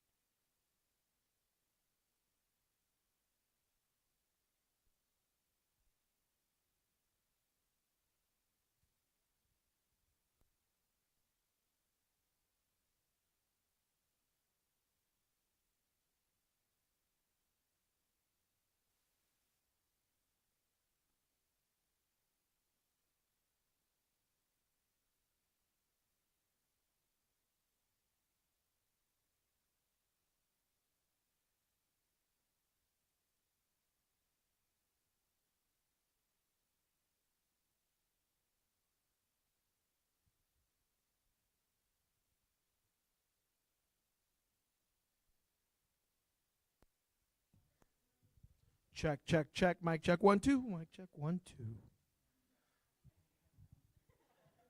They should not give me a mic.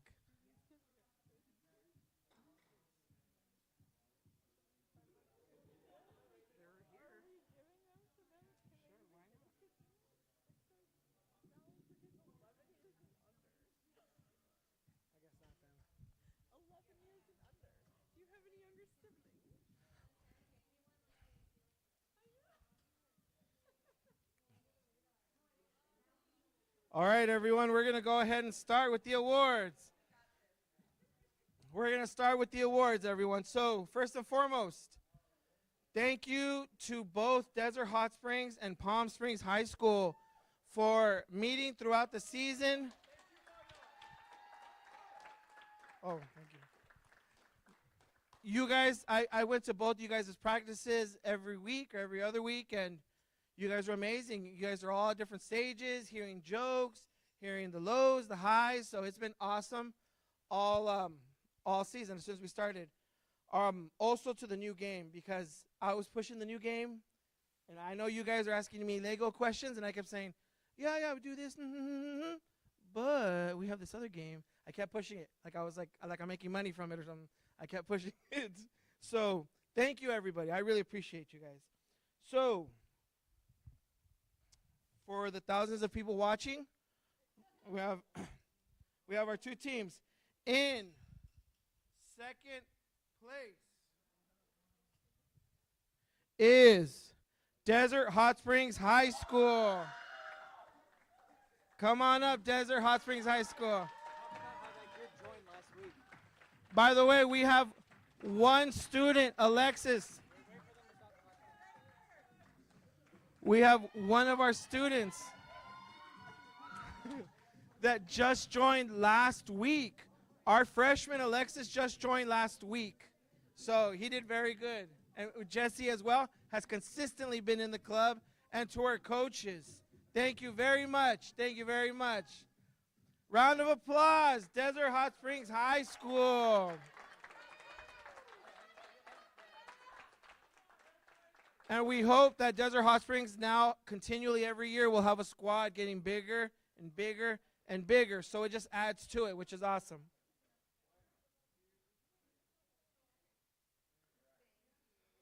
Thank you very much, DHSHS. Thank you. And in first place goes to, drum roll please, Palm Springs High School. Come on up, Palm Springs High. Come on up. Come on up. Come on up. Come on up.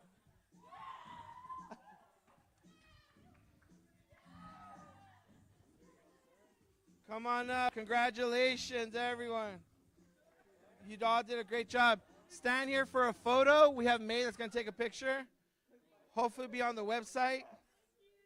You guys did awesome. Awesome. Palm Springs High School is their second year or third year? Third year in the program, and they've consistently had a good squad. Go ahead, Coach, jump in there. Do we have any seniors in the squad? One senior, president. Two seniors. Wow, wow. Thank you very much, President. You guys all did amazing.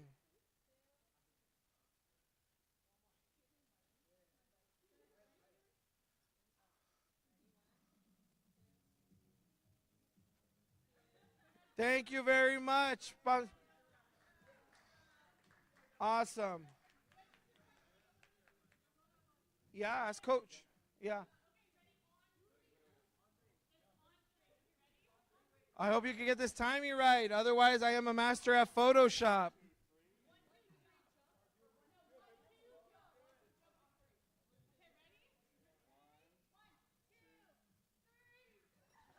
Oh, that timing was perfect.